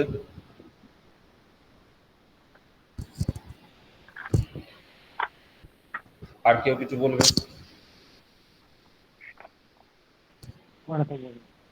সবাই ঠিক বলেছে তো? ঠিক আছে, ও ঠিকই বলেছে, অসুবিধা কিছু। তাহলে ও যেটা বলার চেষ্টা করছিল যে কোনো একটা কন্ডাক্টরের মধ্যে যদি ইএমএফ ইনডিউসড হতে হয়, সেই ইএমএফটা ডিপেন্ড করবে কার উপর? Rate of change of flux লিঙ্কেজের উপর, তাই তো? এবার এখানে হ্যাঁ, এটাই হচ্ছে মেন কথা। তো এই মেন কথাটার মধ্যে অনেক জিনিস লুকিয়ে আছে। যেমন আমি বললাম এই সাইটাকে আমি বলছি ফ্লাক্স লিঙ্কেজ, ঠিক আছে। এবার বেশ কিছু পয়েন্ট খেয়াল করো তোমরা। এই ফ্লাক্স লিঙ্কেজকে আমরা লিখতে পারি n ইন্টু ফাই দিয়ে। What is n into phi? n হচ্ছে কি? n হচ্ছে নাম্বার অফ টার্নস। কার টার্নস? তোমার নাম্বার। আর ফাই হচ্ছে নাম্বার অফ ফ্লাক্স লাইন্স, ঠিক আছে। তো কি এটা সেটা আমরা একটু দেখা যাক। ধরো তোমার কাছে এরকম একটা ম্যাগনেটিক মেটেরিয়াল নিয়েছো, লোহা নিয়েছো, ঠিক আছে। এবার এই লোহার উপরে তুমি এরকম ভাবে কয়েল করছো, এরকম ভাবে কয়েলিং করেছো, ঠিক আছে? এরকম ভাবে কয়েলিং করে তুমি যখন এখানে সাপ্লাই দিচ্ছ, সাপোজ এখানে তুমি একটা প্লাস মাইনাস সাপ্লাই দিয়েছো, তো প্লাস মাইনাস সাপ্লাই দিলে কি হবে? এর মধ্যে দিয়ে কারেন্টের ফ্লো হবে, এরকম ভাবে কারেন্টের ফ্লো হবে। যদি কারেন্টের ফ্লো হয়, আঙ্গুল বরাবর, ফিঙ্গার গুলো বরাবর কারেন্টটাকে প্লেস করো, আর থাম্বের ডাইরেকশনটা তাহলে কাকে ইন্ডিকেট করবে বলো? এই বরাবর যদি আমি বসাই ইয়েটাকে, ঠিক আছে, ধরো এই বরাবর যদি আমি আমার ফিঙ্গার গুলোকে প্লেস করি, তাহলে কারেন্টের ফ্লাক্সের ডাইরেকশন কোন দিকে হবে? এদিকে হবে, এদিক দিয়ে এরকম ভাবে হবে, তাই তো? এদিক দিয়ে এরকম ভাবে হবে, ঠিক আছে? তো এই যে ঘটনাটা ঘটলো, এই যে ঘটনাটা ঘটছে, এই ঘটনাটা অ্যাকচুয়ালি কি বোঝাচ্ছে? এই ঘটনাটা বোঝাচ্ছে যে আমি এইখানে যে ম্যাগনেটিক মেটেরিয়ালটা নিয়েছিলাম, যে আয়রনটা নিয়েছিলাম, সেই ম্যাগনেটিক মেটেরিয়ালটাকে আমি কিসে কনভার্ট করেছি বলো? কিসে কনভার্ট করলাম ম্যাগনেটিক মেটেরিয়ালটাকে? একটা ইলেকট্রোম্যাগনেটে কনভার্ট করলাম। ইলেকট্রোম্যাগনেট, শুধু ম্যাগনেট নয়, ইলেকট্রোম্যাগনেট, ঠিক আছে? একটা ইলেকট্রোম্যাগনেটে কনভার্ট করেছি, ঠিক আছে? যার একটা দিকে আছে নর্থ পোল, একটা দিকে আছে সাউথ পোল, ঠিক আছে? এইবার একটা প্রশ্ন আছে, প্রশ্নটা হচ্ছে এই যে ফ্লাক্স লাইন্স গুলো বেরোচ্ছে ফ্রম নর্থ টু সাউথ, এগুলোকে কি বলে? ফ্লাক্স লাইন্স গুলোকে কি বলে? Flux linkage sir. না, ভালো করে বোঝো, ফ্লাক্স লাইন্স গুলোকে কি বলে? কেউ জানো? কারোর আইডিয়া আছে? ওই ডাইপোল Flux যেটা line। বলছেন, না, ফ্লাক্স লাইন্সের কি আরেকটা কি নাম বলে বলো? তোমরা জানো এগুলো সব, এখন হয়তো বুঝতে পারছো না। ফ্লাক্স লাইন্স গুলোকে বলা হচ্ছে magnetic lines of force. MMF. না, এমএমএফ নয়, ম্যাগনেটিক লাইন্স অফ ফোর্স, ঠিক আছে? যে ফ্লাক্স লাইন্স গুলো আমি সাদা কালারের ভেতর দিকে এঁকেছি, বাইরে দিয়ে এঁকেছি, এগুলোকে আমরা বললাম ম্যাগনেটিক লাইন্স অফ ফোর্স। এবার ব্যাপারটা হচ্ছে এইখানে একটা কোশ্চেন আছে, আচ্ছা নর্থ পোল থেকে তো ফ্লাক্স লাইন্স গুলো বেরোলো, গিয়ে সাউথ পোলে গিয়ে মিশলো, এর ভেতরে কি কোনো লাইন আছে? এর ভেতরে ইয়েস স্যার, হ্যাঁ আছে, থাকবে আছে। আছে। তো এই ভেতরের লাইনগুলোকে কি বলে? Flux line. ডাইপোল। না না, flux lines inside the magnet. Flux lines inside the magnet, এটা কি বলে? যেটা ম্যাগনেটের ভেতর দিয়ে যায় সেটাকে কি বলে? এটাকে বলে হচ্ছে magnetic lines of induction. Magnetic lines of induction. তার মানে এটা নয় যে শুধুমাত্র ম্যাগনেটিক ফিল্ড লাইনগুলো তোমার কেবলমাত্র ম্যাগনেট থেকে বাইরের দিকেই ফ্লো করে। সার্কিট কমপ্লিশন করার জন্য, মানে সার্কিটটাকে কমপ্লিট তখনই হয় যখন এদিক থেকে এই দিকে তোমার সার্কিটের একটা কন্টিনিউয়েশন থাকে, মানে একটা জায়গা থেকে একটা জায়গা শুরু করে আবার সেখানে মেশে। তো ভেতরের যে লাইনগুলো থাকে সেগুলোকে আমরা বলি ম্যাগনেটিক লাইন্স অফ ইন্ডাকশন, ঠিক আছে? এবার ব্যাপারটা হচ্ছে, ভালো করে বোঝো কি বলতে চাইছি, সেটা হচ্ছে যদি আমি এইখানে যে ভোল্টেজটা অ্যাপ্লাই করেছি সাপোজ ভোল্টেজটাকে যদি আমি বাড়াতে থাকি, তাহলে ম্যাগনেটের স্ট্রেংথটা বাড়বে না কমবে? ম্যাগনেটের স্ট্রেংথটা কি হবে বলো? বাড়বে না কমবে? যদি আমি ইলেকট্রিক ফিল্ড বেশি অ্যাপ্লাই করি, ইলেকট্রিক ফিল্ডের পরিমাণ যদি বেশি অ্যাপ্লাই করি এখানে, তাহলে আমার ম্যাগনেটিক ফিল্ডের স্ট্রেংথটা, মানে এখানে যে ম্যাগনেটটা, ইলেকট্রোম্যাগনেটটা তৈরি হচ্ছে, তার স্ট্রেংথটা বাড়বে না কমবে? স্যার বাড়বে। বাড়বে, ঠিক আছে, বাড়বে, ঠিক আছে। যদি ম্যাগনেটের স্ট্রেংথটা বাড়ে, এটা তো একরকম উপায় আমি ম্যাগনেটিক স্ট্রেংথ বাড়াতে পারি। আরেকটা ভাবে বাড়াতে পারি, সেটা হচ্ছে যদি আমি এখানে যতগুলো টার্নস ইউজ করেছি, যদি n নাম্বার অফ টার্নস থেকে থাকে, যদি আমি নাম্বার অফ টার্নসকে বাড়াতে থাকি, তাহলেও কিন্তু ম্যাগনেটিক স্ট্রেংথটা ইনক্রিজ করবে। কি বললাম বুঝতে পারলে? যদি আমি ইলেকট্রিক ফিল্ড বাড়াই তাহলে ম্যাগনেটের স্ট্রেংথ বাড়বে, যদি আমি নাম্বার অফ টার্নস বাড়াই তাহলে ম্যাগনেটের স্ট্রেংথ বাড়বে, ঠিক আছে? এবার প্রসঙ্গত, ফ্লাক্স কাকে বলে? ফ্লাক্স কাকে বলে? ফ্লাক্স হচ্ছে the number of lines of force coming out of north pole or entering into the south pole. Number মানে ধরো আমি যদি এইখানে যে ছবিটা এঁকেছি, এই ছবিটায় কতগুলো লাইন্স অফ ফোর্স বের হচ্ছে বাইরের দিকে, এই ছবিটা অনুযায়ী নর্থ পোল থেকে কতগুলো লাইন্স অফ ফোর্স বাইরের দিকে বেরোচ্ছে? অ্যান্সার করার চেষ্টা করো। স্যার 4টে। কতগুলো বেরো? 4টে। তো 4টে হচ্ছে এখানে নাম্বার অফ ফ্লাক্স। ঠিক আছে, flux is nothing but the number, কতগুলো সংখ্যায় তোমার ফ্লাক্স লাইন্স বাইরের দিকে বেরোচ্ছে। ঠিক আছে, এই ছবিটা অনুযায়ী যদি আমি এই ছবিটাকে নিই, ঠিক আছে, এবার ফ্লাক্সের নাম্বারটা আমার কাছে, আমি যদি এই ফিগারটা অনুযায়ী বলি তাহলে 4 ঠিক আছে, কিন্তু ফ্লাক্সের নাম্বার অনেক হয়, ফ্লাক্সের নাম্বার আমার কাছে অনেক হয়। তো সেই সংখ্যাটা আমরা জেনারেলি ফ্লাক্সকে কি হিসাবে দেখাই? ফ্লাক্সকে ফ্লাক্সের ডেনসিটি হিসাবে ইন্ডিকেট করা হয়, ফ্লাক্সের ডেনসিটি হিসাবে ইন্ডিকেট করা হয়, দ্যাট ইজ বি দিয়ে দেখানো হয়, that is phi per unit area. মানে কতগুলো number of flux lines per unit এরিয়ার মধ্যে দিয়ে যাচ্ছে। সাপোজ ধরো এখানে আমি একটা ইউনিট এরিয়া প্লেস করেছি, তো এই ইউনিট এরিয়ার মধ্যে দিয়ে কতগুলো ফ্লাক্স লাইন্স পাস করছে এই ছবি অনুযায়ী? বলো দেখি। দুটো স্যার। দুটো ফ্লাক্স লাইন পাস করছে। তো সেক্ষেত্রে ফ্লাক্স ডেনসিটি হচ্ছে কি আমার কাছে 2। হ্যাঁ number of flux lines passing per unit area, যদি এটাকে আমি ইউনিট করে দিতে পারি তাহলে যতগুলো ফ্লাক্স লাইন্স সেই এরিয়ার মধ্যে দিয়ে পাস করছে that is its flux density. ঠিক আছে, সো ফ্লাক্স কি জিনিস? Flux is the number of magnetic lines of force that is coming out of the north pole or the magnetic lines of force that is entering into the south pole. তাহলে flux কে আমরা কি লিখলাম? Flux কে আমরা কি বললাম? It is the magnetic lines of force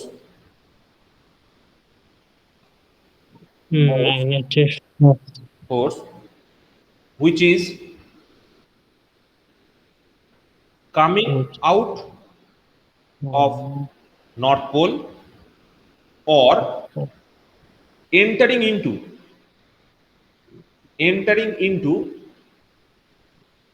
the south pole, entering into the south pole. ঠিক আছে, তো এখান থেকে আমরা কি আইডিয়া করতে পারলাম? এখান থেকে আমরা এইটুকু আইডিয়া করতে পারলাম যে ফ্লাক্সকে আমরা বোঝাই একটা নাম্বার দিই, it is nothing but a number. Flux ডেনসিটিটা কি? ফ্লাক্স ডেনসিটিটা বোঝাচ্ছে হচ্ছে যে পার ইউনিট এরিয়ার মধ্যে কতগুলো নাম্বার অফ ফ্লাক্স লাইন্স যাচ্ছে। ঠিক আছে, সেটা থেকে দেখো এই অবধি কারো কোনো প্রশ্ন আছে কিনা জিজ্ঞেস করবে। ফ্লাক্স সম্বন্ধে বলেছি, ম্যাগনেটিক লাইন্স অফ ফোর্স সম্বন্ধে বলেছি, ম্যাগনেটিক লাইন্স অফ ইন্ডাকশন সম্বন্ধে বলেছি, এবং আমি ফ্লাক্সকে ডিফাইন করেছি, আমি অন্য কিছু করিনি। এরপরে আমি এর উপর আরো কিছু জিনিস পর বলবো, সেটা তোমাদেরকে শুনতে হবে। এতদূর কোনো অসুবিধা থাকলে জিজ্ঞেস করবে।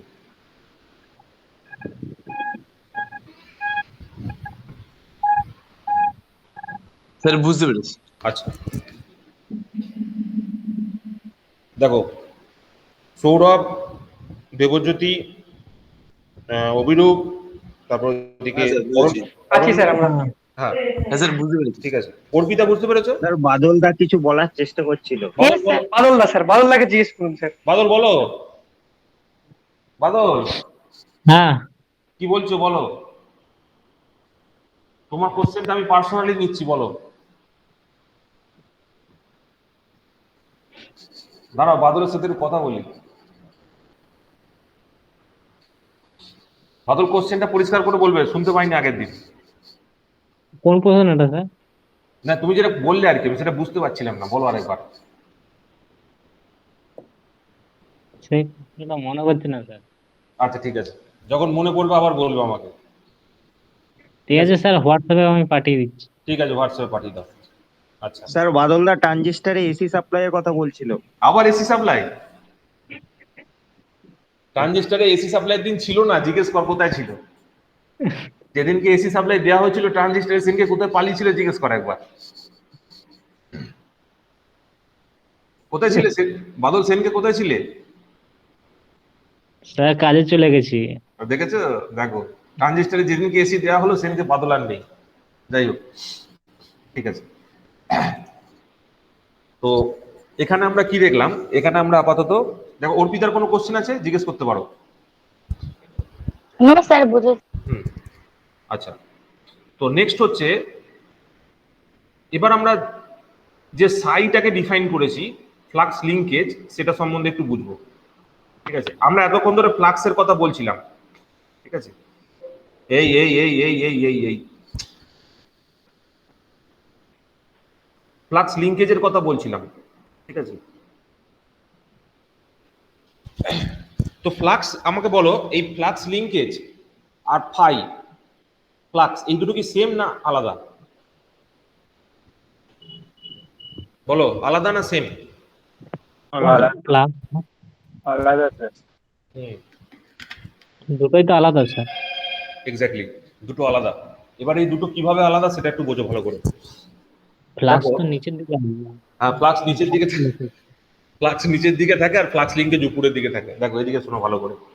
দেখো একটা কয়েল যদি থাকে, এই কয়েলের মধ্যে তুমি যদি কারেন্ট পাঠাও, ওরস্টেড বাবুর কথা অনুযায়ী তুমি এদিকে একটা ফ্লাক্স পাবে, ঠিক আছে? এটা ওরস্টেড বাবু বলে গেছেন, আমাদের কিছু করার নেই, উনি বলে গেছেন, তো ওনার কথাটা আমাদের মানতেই হবে, ঠিক আছে?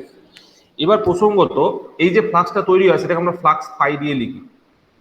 এবার এইরকম একটা কয়েলের পাশে যদি আমি একটা সেকেন্ড কয়েল নিয়ে আসি, এরকম একটা কয়েলের পাশে যদি আমি একটা সেকেন্ড কয়েল নিয়ে আসি, এরকম হোয়াইট কালার ইয়েলো কালার দিয়ে যেটা লিখলাম, তো সেকেন্ড যে কয়েলটা আছে, suppose this is coil 1, this is coil 2, কিছুটা কয়েল 1 এর ফ্লাক্স কয়েল 2 এর সাথে লিংক করে, মানে মেশে, মানে ফ্র্যাকশন অফ দ্য ফ্লাক্স। আমি বলতে চাইছি কি, এ ফ্র্যাকশন অফ দ্য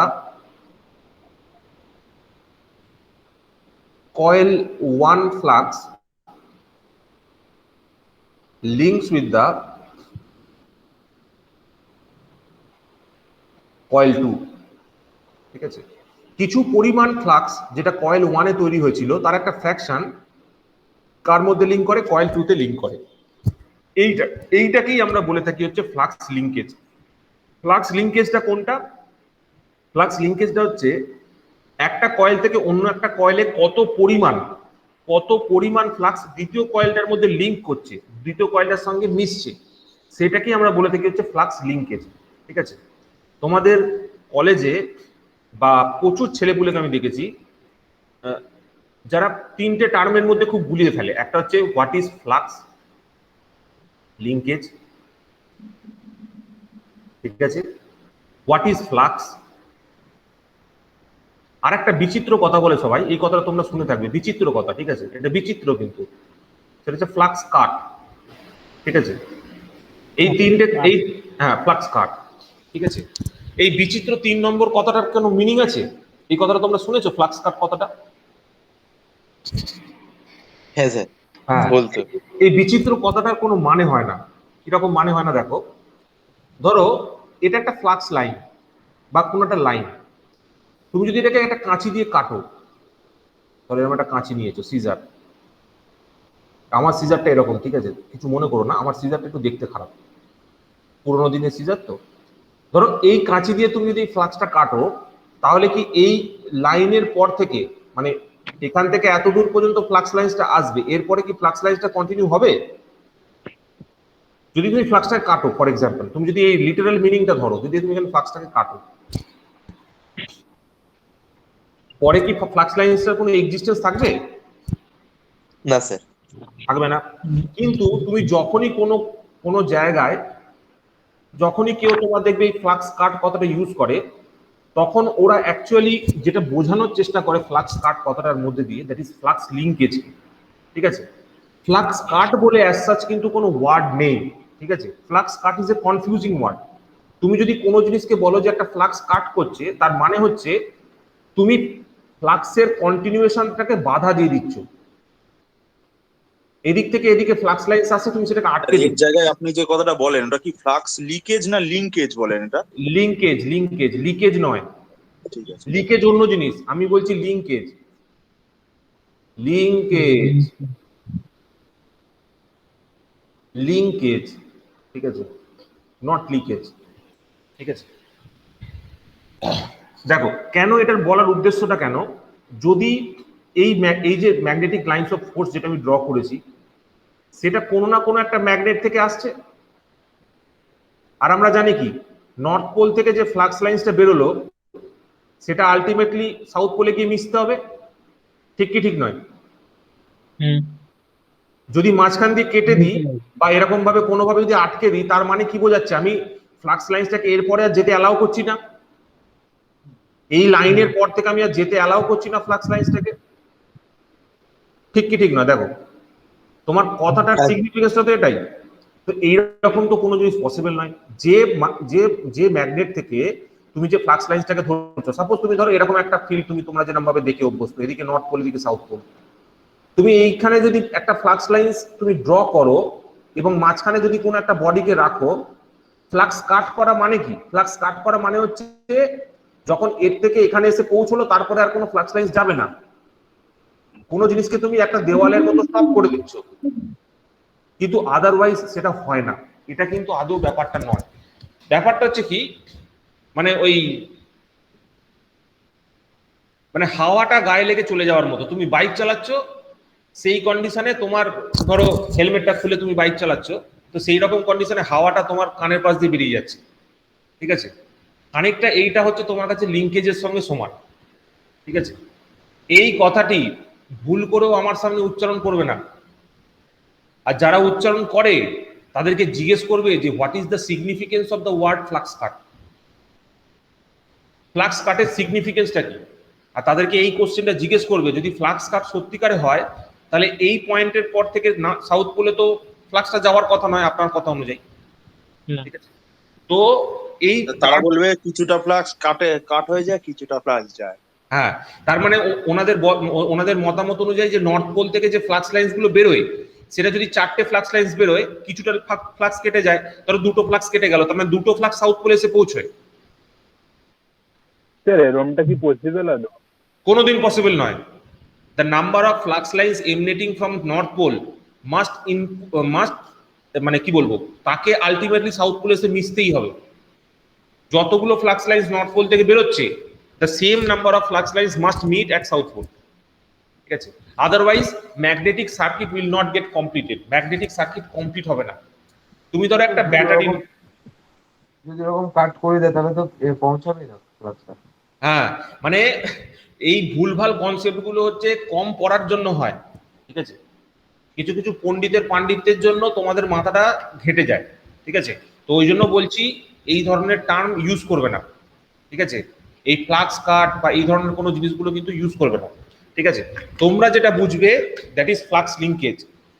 এটা হচ্ছে ফার্স্ট পয়েন্ট। ফ্লাক্স লিঙ্কেজ মানে যে একটা কয়েল, মানে দুটো কয়েল রয়েছে, একটা কয়েল থেকে আরেকটা কয়েলে কত পরিমাণ ফ্লাক্স আছে সেইটাকে বলছেন। তো আপনি তো এখানে তো আপনি নর্থ থেকে সাউথ পোলে এটা ফ্লাক্স আছে, কিন্তু এখানে তো কোনো আর দুটো মানে কোনো কয়েল নেই। এখানে কোনো কয়েল নেই তো। তুমি ধরো এখানে একটা এইটাই কনসিডার এটা জায়গাটা ধরো, সাপোজ ধরো এটা একটা নর্থ পোল, এটা একটা সাউথ পোল, ঠিক আছে? এই নর্থ পোলটা এরই, ঠিক আছে, এরই পার্ট, এটা একটা সেই হর্সশু টাইপের দেখতে।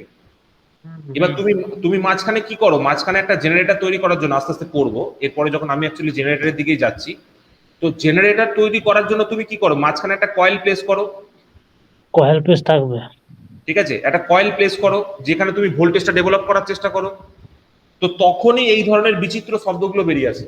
তো ওইটাকে আটকাবে, ঠিক আছে? ওইটার জন্যই আমি প্রথম থেকে বলে দিচ্ছি। তার কারণ হচ্ছে কি, আমার কাছে যেটা ই এলো that is d psi by dt, that is proportional to d psi by dt, যেখানে সাইটা কি ফ্লাক্স লিঙ্কেজ, মানে এইখান থেকে যে ফ্লাক্স লাইন্স বেরোচ্ছে তার মধ্যে কতগুলো ফ্লাক্স লাইন্স এই কয়েলটার সঙ্গে ইন্টারাকশন করছে, এই কয়েলের সঙ্গে ইন্টারাকশনে টেক পার্ট করছে কতগুলো, সেইটাই হচ্ছে সাই, যেটাকে আমরা ইকুয়াল টু দিয়ে এরকম ভাবে লিখি D DT of N phi. What is N phi? N মানে হচ্ছে নাম্বার অফ টার্নস আর ফাই মানে হচ্ছে নাম্বার অফ ফ্লাক্স, কতগুলো ফ্লাক্স লাইন্স বেরোচ্ছে। তো এখান থেকে আমাদের এক্সপ্রেশনটা আছে E is equals to D N D phi by DT, ঠিক আছে? E equals to N D phi by DT, এইখান থেকেই আমাদের সেই রিপ্রেজেন্টেশনটা আসে। তার মানে আমরা এখান থেকে কি বুঝতে পারি, একটা জিনিস বুঝতে পারি যে EMF induced depends on the number of turns as well as the rate of change of flux। এর ক্ষেত্রে বলবো rate of change of flux. আর যখন এখানে বলছিলাম তখন বলছিলাম যে EMF is proportional to the rate of change of flux linkage. এখানে বলছিলাম EMF induced is proportional to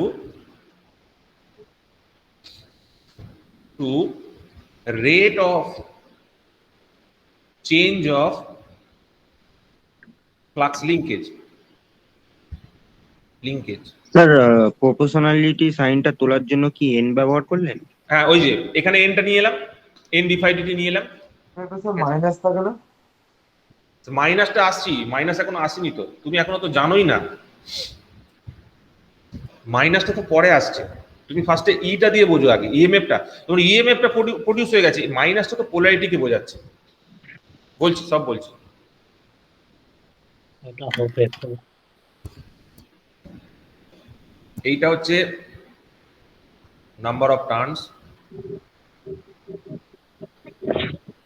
আর এইটা হচ্ছে rate of change of flux, ঠিক আছে? এবার দেখো, এইবার যে পয়েন্টটা তোমাদের কাছে ক্লিয়ার করার, দ্যাট ইজ এইটা তো আমাদের বলেছিলেন ফ্যারাডে বাবু, তো এটাকে মডিফাই করেছিলেন কে? এটাকে মডিফাই করেছিলেন লেঞ্জ, ঠিক আছে? লেঞ্জেস ল অনুযায়ী। সেই মডিফিকেশনটা কি, সেই মডিফিকেশনটা একটু ভালো করে বোঝো। সেই উনি বললেন যে effect always opposes the cause, opposes the cause, ঠিক আছে? ইনি এতটাই চালাক, ইনি কি করলেন, ইনি বললেন যে এই স্টেটমেন্টটা ঠিক আছে, বাট এই স্টেটমেন্টের মধ্যে নিউটনসের থার্ড লটা মেশানো নেই। ভালো করে বোঝো কি বলছি। এনার বক্তব্য অনুযায়ী এই স্টেটমেন্টে যে ইএমএফ ইনডিউসড হচ্ছে দ্যাট ইজ ঠিক, এখানে যে ইএমএফটা পাচ্ছি that is everything is correct, ঠিক আছে? বাট এখানে নিউটনসের থার্ড লটা জোড়া নেই। নিউটনসের থার্ড লটা কি বলে বলো? নিউটনের থার্ড ল কি? প্রত্যেক ক্রিয়ায় সমানুপাতিক হ্যাঁ, Every প্রতিক্রিয়া। action there is an equal and opposite reaction. ঠিক আছে, তো এই জিনিসটাকেই তোমার এখানে টেক কেয়ার করা ছিল না। এবার এখানে যে টেক কেয়ার করা ছিল না, সেই জিনিসটাই উনি বললেন যে এখানে একটা আমাকে মাইনাস সাইন ইনকর্পোরেট করতে হবে, because effect always opposes the cause. মানে এই স্টেটমেন্টের মিনিংটা আমি তোমাদের বোঝাচ্ছি। উনি বললেন E is equals to minus N defy by DT. এবার আমি তোমাদের বোঝাচ্ছি যে ওনার এই স্টেটমেন্টের রিজনটা কি। দেখো, সবার আগে আমাকে বলো এফেক্টটা কি? স্যার বলো স্যার বলো। আগের পেজটা, আগের পেজটা একটুখানি স্যার দাঁড়ান, লিখে নিই। হ্যাঁ হ্যাঁ, লেখো, অসুবিধা নেই।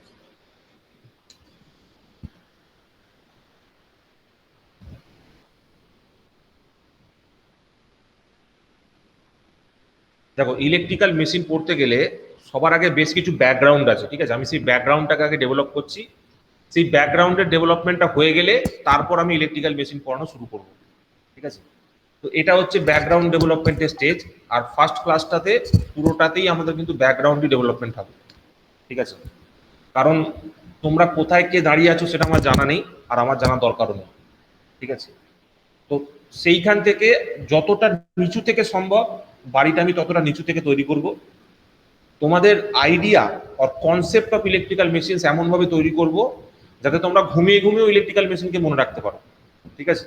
তো সেই জায়গাটা আমি তোমাদের দাঁড় করিয়ে দেবো। আর সেই কারণের জন্যই মানে কনসেপ্ট অফ ইলেকট্রিক্যাল মেশিনটা এমনই একটা জায়গা, ঠিক আছে, যার জন্য এই জিনিসটা কিন্তু আমি প্রাইভেট ডোমেনে রাখবো, ঠিক আছে? Electrical machine and electrical power system হচ্ছে আমার স্পেশালিটি। তো সেই জায়গাটাকে আমি সেরকম কেয়ার নিয়েই তোমাদের পড়াবো, এবং সেই জন্য সেটা সেরকম ভাবেই থাকবে। কারণ এইটা আমার মানে কি বলবো, খুব কাছের সাবজেক্ট আর কি। সবকটাই কাছের, কিন্তু হয় না দু তিনটে জিনিস একটু বেশি ভালো লাগে, এইগুলো হচ্ছে সেইগুলো। তোমরা আশা করি অলরেডি আইডিয়া পেয়েও গেছো।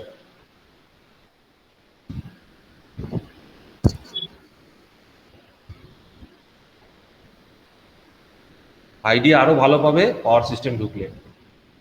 স্যার বাদলদা বলছে how can you produce uniform electric and magnetic field?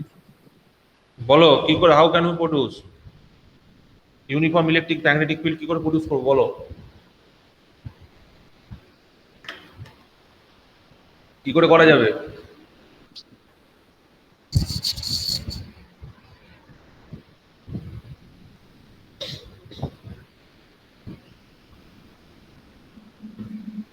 এই যে স্যার ইলেকট্রোম্যাগনেট, আপনাকে জিজ্ঞাসা করছে, বলছে আপনি কিভাবে প্রডিউস করবেন। আমি কিভাবে প্রডিউস করবো? আচ্ছা দাঁড়া এক মিনিট, তো এটা লিখে নিয়ে আমি দেখাচ্ছি, আমি প্রডিউস করে দেখাচ্ছি, এখনই প্রডিউস করে দেখাচ্ছি। স্যার এর আগের পেজটাতে একবার নিয়ে যান। আগের পেজটাতে হয়ে গেছে স্যার, এটা হয়ে গেছে। তো কি হয়েছে? দাঁড়া এটা হয়ে দাঁড়া গেছে। দাঁড়া দাঁড়া দাঁড়া, কি বলছো বল।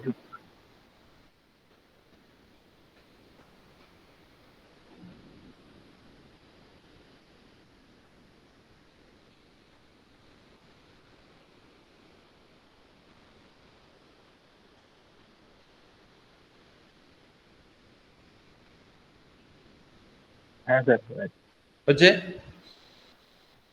এবার দেখো, আমি তোমার কোশ্চেনের অ্যান্সারটা পরে দিচ্ছি বাদল, তুমি আমি যেটা পড়াচ্ছি সেটাকে একটু মন দিয়ে শোনো, আমি তোমার কোশ্চেনের অ্যান্সার অবশ্যই দেবো, ঠিক আছে? আচ্ছা দেখো, এফেক্ট বাদল মানে, কোশ্চেন করে দিয়ে পালায়, আর থাকে না। আচ্ছা যখন অ্যান্সার দেওয়ার সময় তখন আর নেই। আচ্ছা আমি দেবো অ্যান্সার। এফেক্ট আর কজ, ঠিক আছে? আমাকে কেউ বলতে পারবে আমি যে এইখানে ম্যাগনেটটা এঁকেছিলাম, এখানে যে ম্যাগনেটটা এঁকেছিলাম, এই ম্যাগনেটের কজ কোনটা আর এফেক্ট কোনটা? তার জন্য ম্যাগনেটিক ফিল্ড সেটা হয়েছিল। বলতো কজ কোনটা, এফেক্ট কোনটা?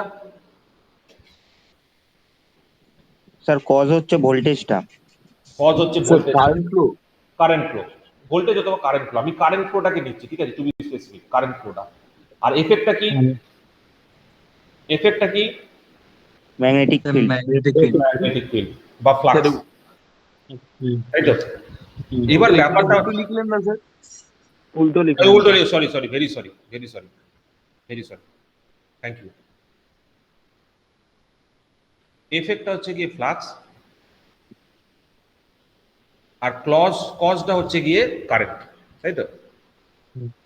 এইবার ব্যাপারটা হচ্ছে কি, এই স্টেটমেন্টটার মিনিংটা কি? স্টেটমেন্টটার মিনিংটা হচ্ছে যখন ফ্লাক্সটা সেট আপ হবে, ফ্লাক্সটা যখন সেট আপ হবে, ফ্লাক্সটা সেট আপ হওয়ার সাথে সাথে সে কি চেষ্টা করবে, এইখান দিয়ে যে কারেন্টের ফ্লোটা আসছে সেই কারেন্টের ফ্লোটাকে বাধা দেওয়ার চেষ্টা করবে, ঠিক আছে? কারেন্টের ফ্লোটাকে কি করবে? বাধা দেওয়ার চেষ্টা করবে, ঠিক আছে? এবার ভালো করে বোঝো, তোমার কাছে একটা কয়েল আছে, ঠিক আছে? তুমি কয়েলে যখনই একটা ভোল্টেজ সাপ্লাই করো, তুমি কয়েলে যখনই একটা ভোল্টেজ সাপ্লাই করো, প্রথমে ডিসি ধরো, তুমি যখন একটা ডিসি ভোল্টেজ সাপ্লাই করো, ঠিক আছে,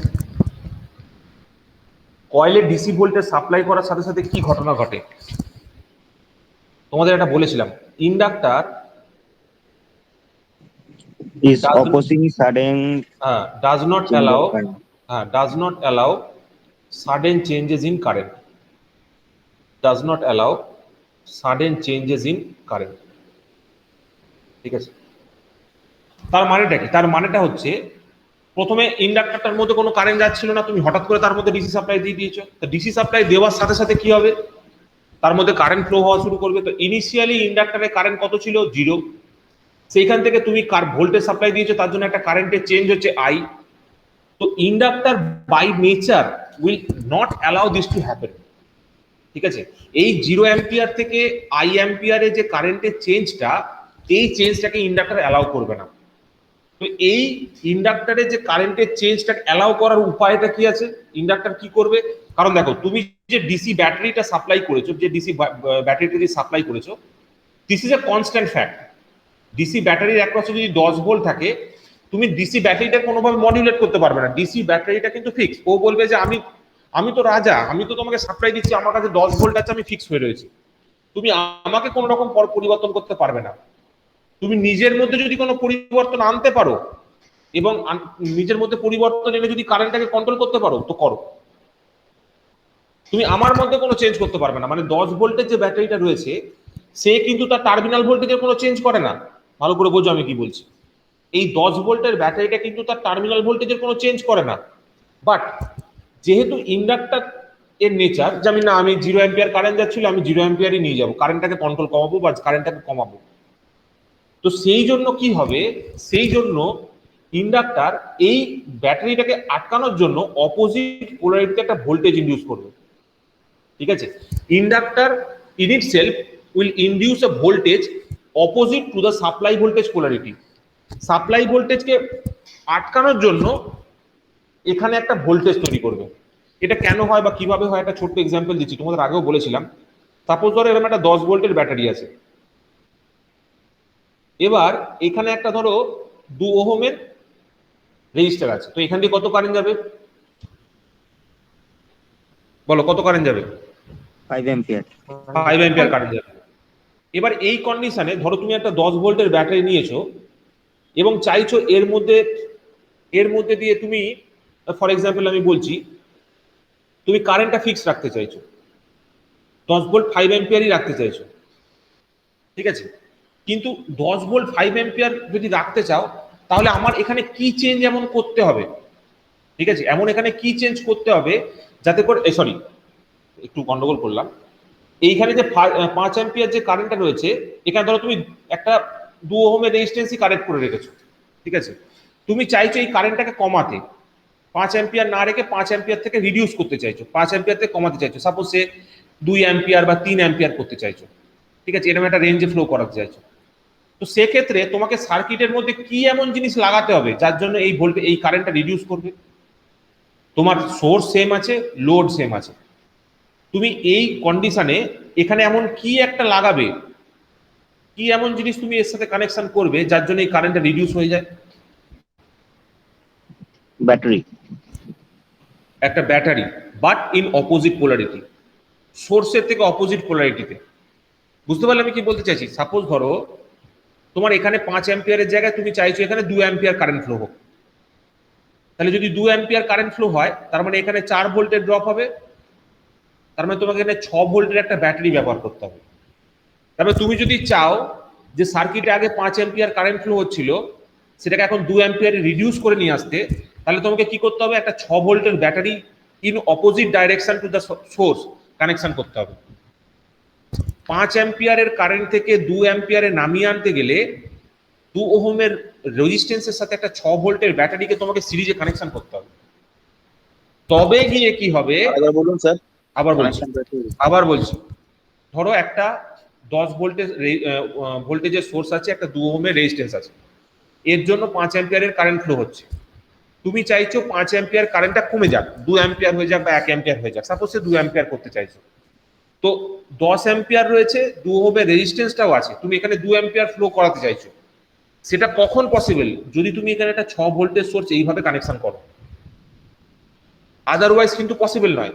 হ্যাঁ, আমি বলতেই পারি যে স্যার আমি একটা রেজিস্ট্যান্স লাগিয়ে দেবো, রেজিস্ট্যান্স হিসেবে নয়, তুমি ভোল্টেজ ড্রপ হিসেবে কনসিডার করো, অ্যাজ এ সোর্স হিসেবে কনসিডার করো, অ্যাজ এ ব্লকেজ হিসেবে কনসিডার করো। যদি তুমি ব্লক হিসেবে কনসিডার করো তখন তুমি দেখবে এটা একটা ভোল্টেজ সোর্স হিসেবে তোমাকে আইডেন্টিফাই করা যাচ্ছে।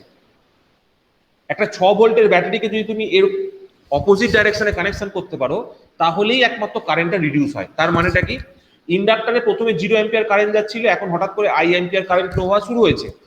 তো আই অ্যাম্পিয়ার থেকে যদি আমি ভ্যালুটাকে কমাতে চাই, তার মানেটা কি? ডিসি ভোল্টেজ সোর্সের অপোজিট পোলারিটিতে আমাকে এখানে একটা ভোল্টেজ ইনডিউস করতে হবে। সাপোজ সে একটা ভোল্টেজ আমি ইনডিউস করলাম, ঠিক আছে?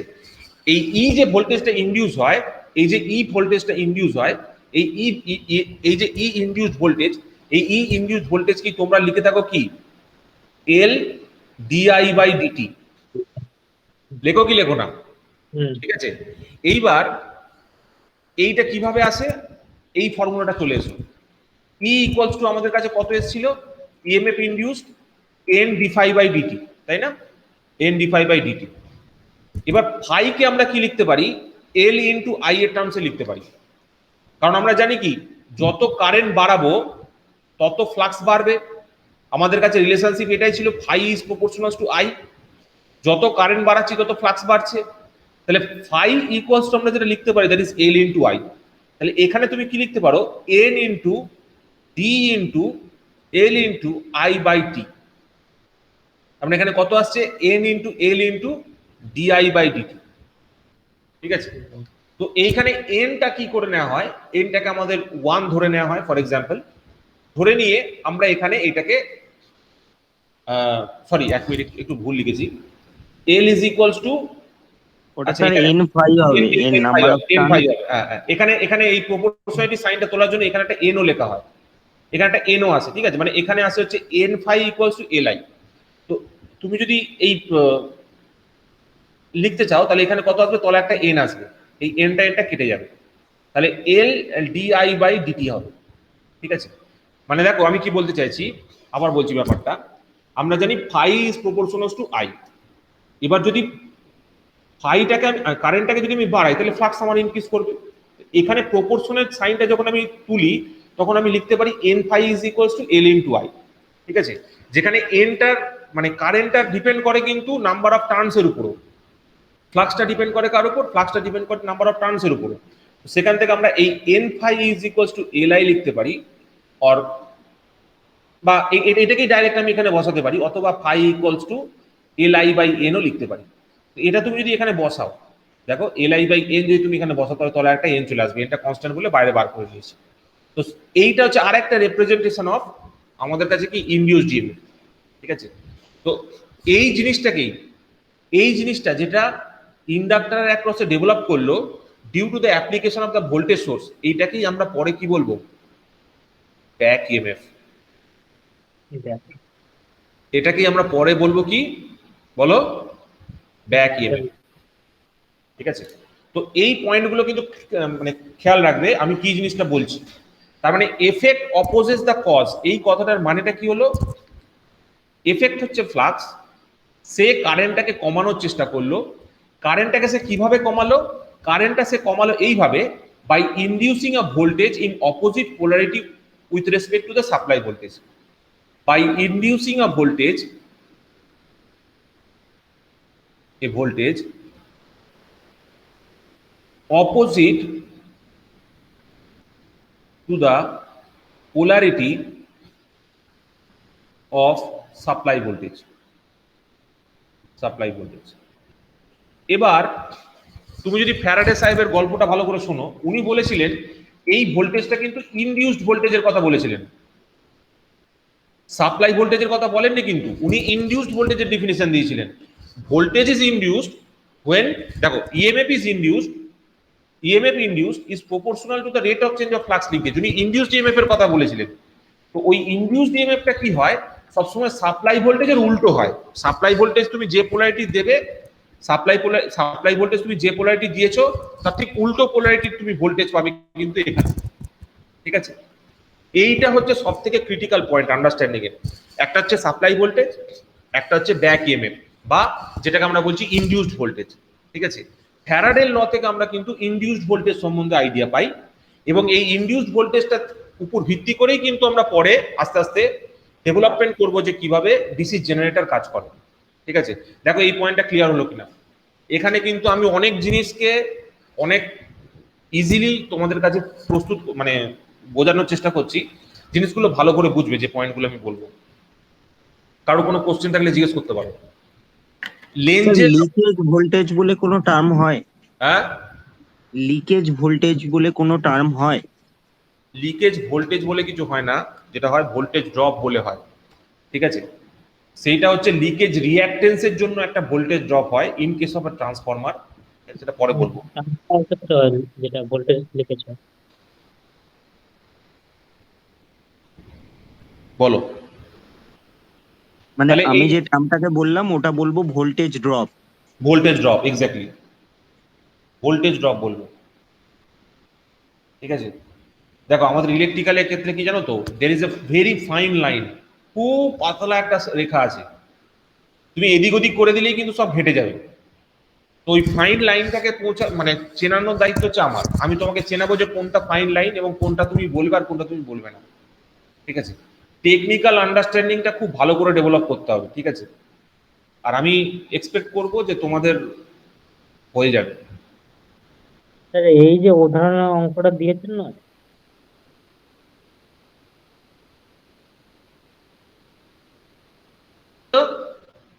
জানো এখানে একটা ইম্পর্টেন্ট কনসেপ্ট বোঝানোর জন্য অঙ্কটা দিয়েছি, দ্যাট ইজ যদি কোনো সার্কিটে কারেন্টকে রিডিউস করতে হয় তাহলে একটা উল্টো দিকে পোলারিটিতে আমাকে ভোল্টেজ ইনডিউস করাতে হয়, না হলে সেই কারেন্টটা রিডিউস করা যায় না। তো সেইটা বোঝানোর জন্য এই ফেনোমেনাটাকেই আমি এখানে এক্সপ্লেন করেছি, যেখানে আমি বলেছি যে একটা ইন্ডাক্টরে যদি তুমি ভোল্টেজ সাপ্লাই দাও, ভোল্টেজ সাপ্লাই দেওয়ার সাথে সাথে তার মধ্যে কারেন্ট ফ্লো হবে, যেটা ইন্ডাক্টরের পছন্দ নয়। সেটা আটকানোর জন্য সে কি করবে, একটা ভোল্টেজ সাপ্লাই ভোল্টেজের অপোজিটে তৈরি করবে, ঠিক আছে? এইটাকেই আমরা বলছি ইনডিউসড ভোল্টেজ। আর এই ইনডিউসড ভোল্টেজের কথাই কিন্তু ফ্যারাডে সাহেব বলে গেছে, ঠিক আছে? এবং তার সাইনটা নেগেটিভ বলে গেছে। কেন নেগেটিভ বলে গেছে? কারণ সাপ্লাইয়ের সঙ্গে সেটা অপোজিট পোলারিটিতে থাকে, সাপ্লাইকে সেটা সবসময় অপোজ করে, এই জন্য এটা লেখা আছে, ঠিক আছে? বলো। তারপরে কি মানে তারপরে আর কি ইন্ডাক্টরের মধ্যে কারেন্ট ফ্লো করবে? না, তারপরে তো ইন্ডাক্টরের মধ্যে যা কারেন্ট ফ্লো করবে না যদি তুমি ডিসি কেস নাও। ডিসি কেসের কথা বলছি না, এসি কেস যদি নাও ইন্ডাক্টরের মধ্যে দিয়ে কারেন্ট ফ্লো করবে, কিন্তু সেটা রিডিউসড অ্যামাউন্টে ফ্লো করবে। মানে এরকম নয়, দেখো যদি পিওর ইন্ডাক্টর হতো তাহলে তো কারেন্ট ফ্লো বন্ধ করে দিত, কিন্তু পিওর ইন্ডাক্টর তো নয়, ইন্ডাক্টরের মধ্যে রেজিস্টিভ পার্ট থাকে, তো সেই রেজিস্ট্যান্সটা অলওয়েজ কারেন্টের ফ্লোটাকে মেনটেন করবে। কি বললাম বুঝতে পারলে? অ্যাকচুয়ালি ইন্ডাক্টরের মধ্যে কখনোই কারেন্ট ফ্লো করে না, তাই তো? ইন্ডাক্টরের মধ্যে দিয়ে মানে তুমি যদি পিওর ইন্ডাক্টর বলো, পিওর ইন্ডাক্টর সবসময় চেষ্টা করবে ওকে জিরোর দিকে নিয়ে যাওয়ার, ওর টেন্ডেন্সি থাকবে ব্লক করার, সোর্সটাকে ব্লক করার, কারেন্টের চেঞ্জটাকে আটকানোর। আবার যখন ওর মধ্যে কিছু পরিমাণ এনার্জি স্টোর হয়ে যাবে, এটা কেন হচ্ছে? এনার্জি স্টোর হয়ে যাচ্ছে বলে। ধরো তোমার পেট ভর্তি হয়ে গেছে, তারপর তোমার মধ্যে তোমার যদি কেউ খাবার ছোড়ে তোমার বমি হয়ে যাবে, তারপর বুঝতে পারছো? মানে তুমি যখন ইন্ডাক্টরের মধ্যে একটা ভোল্টেজ সাপ্লাই দিচ্ছ, ওর এনার্জিটা ওর মধ্যে স্টোর করতে যতটুকু টাইম লাগছে, অনলি টু দ্যাট পোর্শন ও কিন্তু কারেন্টটাকে অ্যালাউ করছে। যেখানে ওর এনার্জিটা স্টোর হয়ে গেল তারপরে কিন্তু ভোল্টেজটাকে ব্লক, ভোল্টেজের থ্রু দিয়ে ওই দিকের সাপ্লাইটাকে ব্লক করে দিচ্ছে। এনার্জি যতটা স্টোর হওয়ার ততটাই হচ্ছে, তারপরে কিন্তু আর হচ্ছে না। মানে যখন এসিতে যখন আর কি মানে কারেন্টটা যখন যাচ্ছে, যখন পজিটিভে রয়েছে, পজিটিভ ডিরেকশনে, তখন আর কি কারেন্টটা মানে শুধু স্টোর হচ্ছে, ওর মধ্যে কোনো কারেন্ট ফ্লো করছে না, মানে অনলি শুধু রেজিস্ট্যান্স পাথের মধ্যে দিয়ে কারেন্টটা ফ্লো করছে। কিন্তু যখন ওটা যখন নেগেটিভে চলে যাচ্ছে, তখন ওর মধ্যে দিয়ে যে কারেন্টটা আর কি ও মানে এ করে রেখেছিল সেই কারেন্টটাকে এবার ফ্লো করাচ্ছে। শোনো, ইন্ডাক্টর যদি এসিতে দাও কেসটা অন্য হয়। আমি শুধু আপাতত ডিসিটা বোঝো, ইন্ডাক্টরের এসির কনসেপ্টের বার পরে বলছি। তুমি ইন্ডাক্টরে যখনই এসি দেবে, দেখো এখানটা লেখা হয়েছে সবার, আমার এটার দিকে দেখো, ইন্ডাক্টরে যখন তুমি এসি দেবে, ইন্ডাক্টরে এসি দেওয়ার সব থেকে বড় ব্যাপার হচ্ছে এই পেনটার দিকে তাকাও, পেনটা দেখা যাচ্ছে? দেখো পেনটা দেখা যাচ্ছে আশা করি। হ্যাঁ স্যার। এই দিকটা যদি ব্ল্যাক পেন ইউজ করছেন, হোয়াইট ব্ল্যাক পেন পেন নেই। হোয়াইট পেন নেই, রেড পেন দেখা যাচ্ছে? হ্যাঁ স্যার, হ্যাঁ। দেখো ভালো করে বুঝবে ব্যাপারটা। যদি তুমি এইটার স্টার্ট ধরো এটা কয়েলটা স্টার্ট, এটা কয়েলটা ফিনিশ, ঠিক আছে? তুমি যখন ইন্ডাক্টরে এখানে সাপ্লাই দিচ্ছ, পজিটিভ হাফ সাইকেলের জন্য এখানে হচ্ছে নর্থ পোল তৈরি হবে, এখানে সাউথ পোল তৈরি হবে। আবার নেগেটিভ হাফ সাইকেলের জন্য উল্টো হয়ে যাবে, এরকম হয়ে যাবে। তুমি ঢাকনার দিকটাকে নর্থ পোল ভাবো আর তলার দিকটাকে সাউথ পোল ভাবো। যখন এখানে পজিটিভ সাপ্লাই পাচ্ছে, পজিটিভ হাফ সাইকেলের জন্য এরকম আছে, ম্যাগনেটটা এরকম তৈরি হয়েছে, ঠিক আছে? যখন নেগেটিভ সাপ্লাই পাচ্ছে তখন এরকম ভাবে রোটেশন করে যাচ্ছে, ঠিক আছে? এইবার মজার জিনিসটা দেখো, এটাকে একটা চাকা হিসেবে ভাবো, এই চাকাটা এরকম ভাবে কন্টিনিউয়াসলি ঘুরতে থাকছে, এই চাকাটা এরকম ভাবে কন্টিনিউয়াসলি ঘুরতে থাকছে 20 মিলি সেকেন্ডের জন্য, 20 মিলি সেকেন্ডের জন্য, ঠিক আছে? 20 মিলি সেকেন্ডের জন্য একবার উপরে থাকবে তো একবার নিচে থাকবে, এরকম থাকবে। 10 মিলি সেকেন্ড উপরে থাকবে, 10 মিলি সেকেন্ড নিচে থাকবে, যদি 50 হার্টজের সাপ্লাই ধরে, ঠিক আছে? এইবার এই জিনিসটাকে বাই বাই করে ঘোরাতে থাকো, বাই বাই করে ঘোরাতে থাকো, ঠিক আছে? তুমি 1 সেকেন্ড মানে বুঝতে পারছো তো, 20 মিলি সেকেন্ড মানে বোঝো। 20 মিলি সেকেন্ডের সাপেক্ষে যদি 1 সেকেন্ডের কথা ভাবো, মানে 1 সেকেন্ডে এটা কিন্তু বাই বাই করে ঘুরছে, এই north pole south pole, north pole south pole, north pole south pole, এটা কিন্তু বাই বাই করে ঘুরছে, ঠিক আছে? মানে ইন্ডাক্টরের ক্ষেত্রে ঘটনাটা কি হয়, তুমি যখন ইন্ডাক্টরের ক্ষেত্রে এসি সাপ্লাই দিচ্ছ, তুমি ঠেকানোর সাথে সাথে কিন্তু 1 সেকেন্ড হয়ে যাচ্ছে। সেই 1 সেকেন্ডের মধ্যে এইখানে এন মানে তুমি যদি ভাগ করো 20 মিলি সেকেন্ড দিয়ে, 50 বার এটা কিন্তু অলরেডি এরকম করে ঘুরে গেছে ঠেকানোর সাথে সাথে। মানে এত তাড়াতাড়ি north pole south pole, north pole south pole switch হতে থাকে, ঠিক আছে? এই জিনিসটা ডিফারেন্ট হয় ইন কেস অফ তোমার ডিসি সাপ্লাইয়ের ক্ষেত্রে। এবার ব্যাপারটা হচ্ছে কি, যখন এর পজিটিভ হাফ ফরসে পজিটিভ হাফের জন্য যদি এর চার্জ হয়, তো নেগেটিভ হাফের জন্য কিন্তু এর ডিসচার্জ হয়। ঠিক আছে, এটা ভালো করে খেয়াল রাখবেন। পজিটিভ হাফের জন্য যদি এর চার্জ হয়, তো নেগেটিভ হাফের জন্য কিন্তু এর ডিসচার্জ হবে। ঠিক আছে, তো সেই ফাংশনটা, সেই ফেনোমেনাটা আমি তোমাদের পড়াবো। ঠিক আছে, একটা ইন্ডাক্টর চার্জিং এর, হ্যাঁ, একটা ইন্ডাক্টর চার্জিং ক্যারেক্টারিস্টিক্স, একটা ইন্ডাক্টরের ডিসচার্জিং ক্যারেক্টারিস্টিক্স, ঠিক আছে, সেই ব্যাপারগুলো আমি সব বলবো তোমাদেরকে, চিন্তা নেই। তো সেই কনসেপ্টটা যেটা আমরা সার্কিট থিওরিতে পড়েছিলাম, সেটা কিন্তু আমাদের আজকের দিনেও কাজে লাগছে। ঠিক আছে, তো আমি তোমাদের যেরকম বলেছিলাম যে আমার মূল উদ্দেশ্যই হচ্ছে তোমরা যাতে 4-5টা সাবজেক্ট না পড়ে একসাথে একটা সিঙ্গেল সাবজেক্ট পড়ো, যে সিঙ্গেল সাবজেক্টের মধ্যে তোমরা ইলেকট্রিক্যাল ইঞ্জিনিয়ারিংকে একটা সাবজেক্ট হিসেবে পড়ো। ঠিক আছে, তো দেখো এই পয়েন্টটা ক্লিয়ার হলো কিনা। এই অবধি কিন্তু হচ্ছে মেন কনসেপ্ট, এরপরেও আমি আরো দুটো পার্ট অ্যাড করব। ঠিক আছে, আমরা এখনো পর্যন্ত দুটো বিজ্ঞানী সম্বন্ধে জেনেছি, একটা ওরস্টেডের সম্বন্ধে জেনেছি, একটা ফ্যারাডের সম্বন্ধে জেনেছি। যেখানে আমি ওরস্টেডের একটা কন্ডাক্টরের মধ্যে দিয়ে কারেন্ট দিলে ফ্লাক্স তৈরি হয়, সেই বুদ্ধিটাকে কাজে লাগালাম। 2 নম্বর কাজে লাগালাম হচ্ছে ফ্যারাডের লজ অফ ইলেকট্রোম্যাগনেটিক ইন্ডাকশন, এবং সেখান থেকে কিভাবে ইএমএফ ইনডিউসড হয় ইন এ কয়েল, এটা আমি বললাম। লেন্সটাও বললাম। এরপরে যার কথা বলবো তিনি হচ্ছেন নিকোলা টেসলা। নাম শুনেছো? হ্যাঁ স্যার।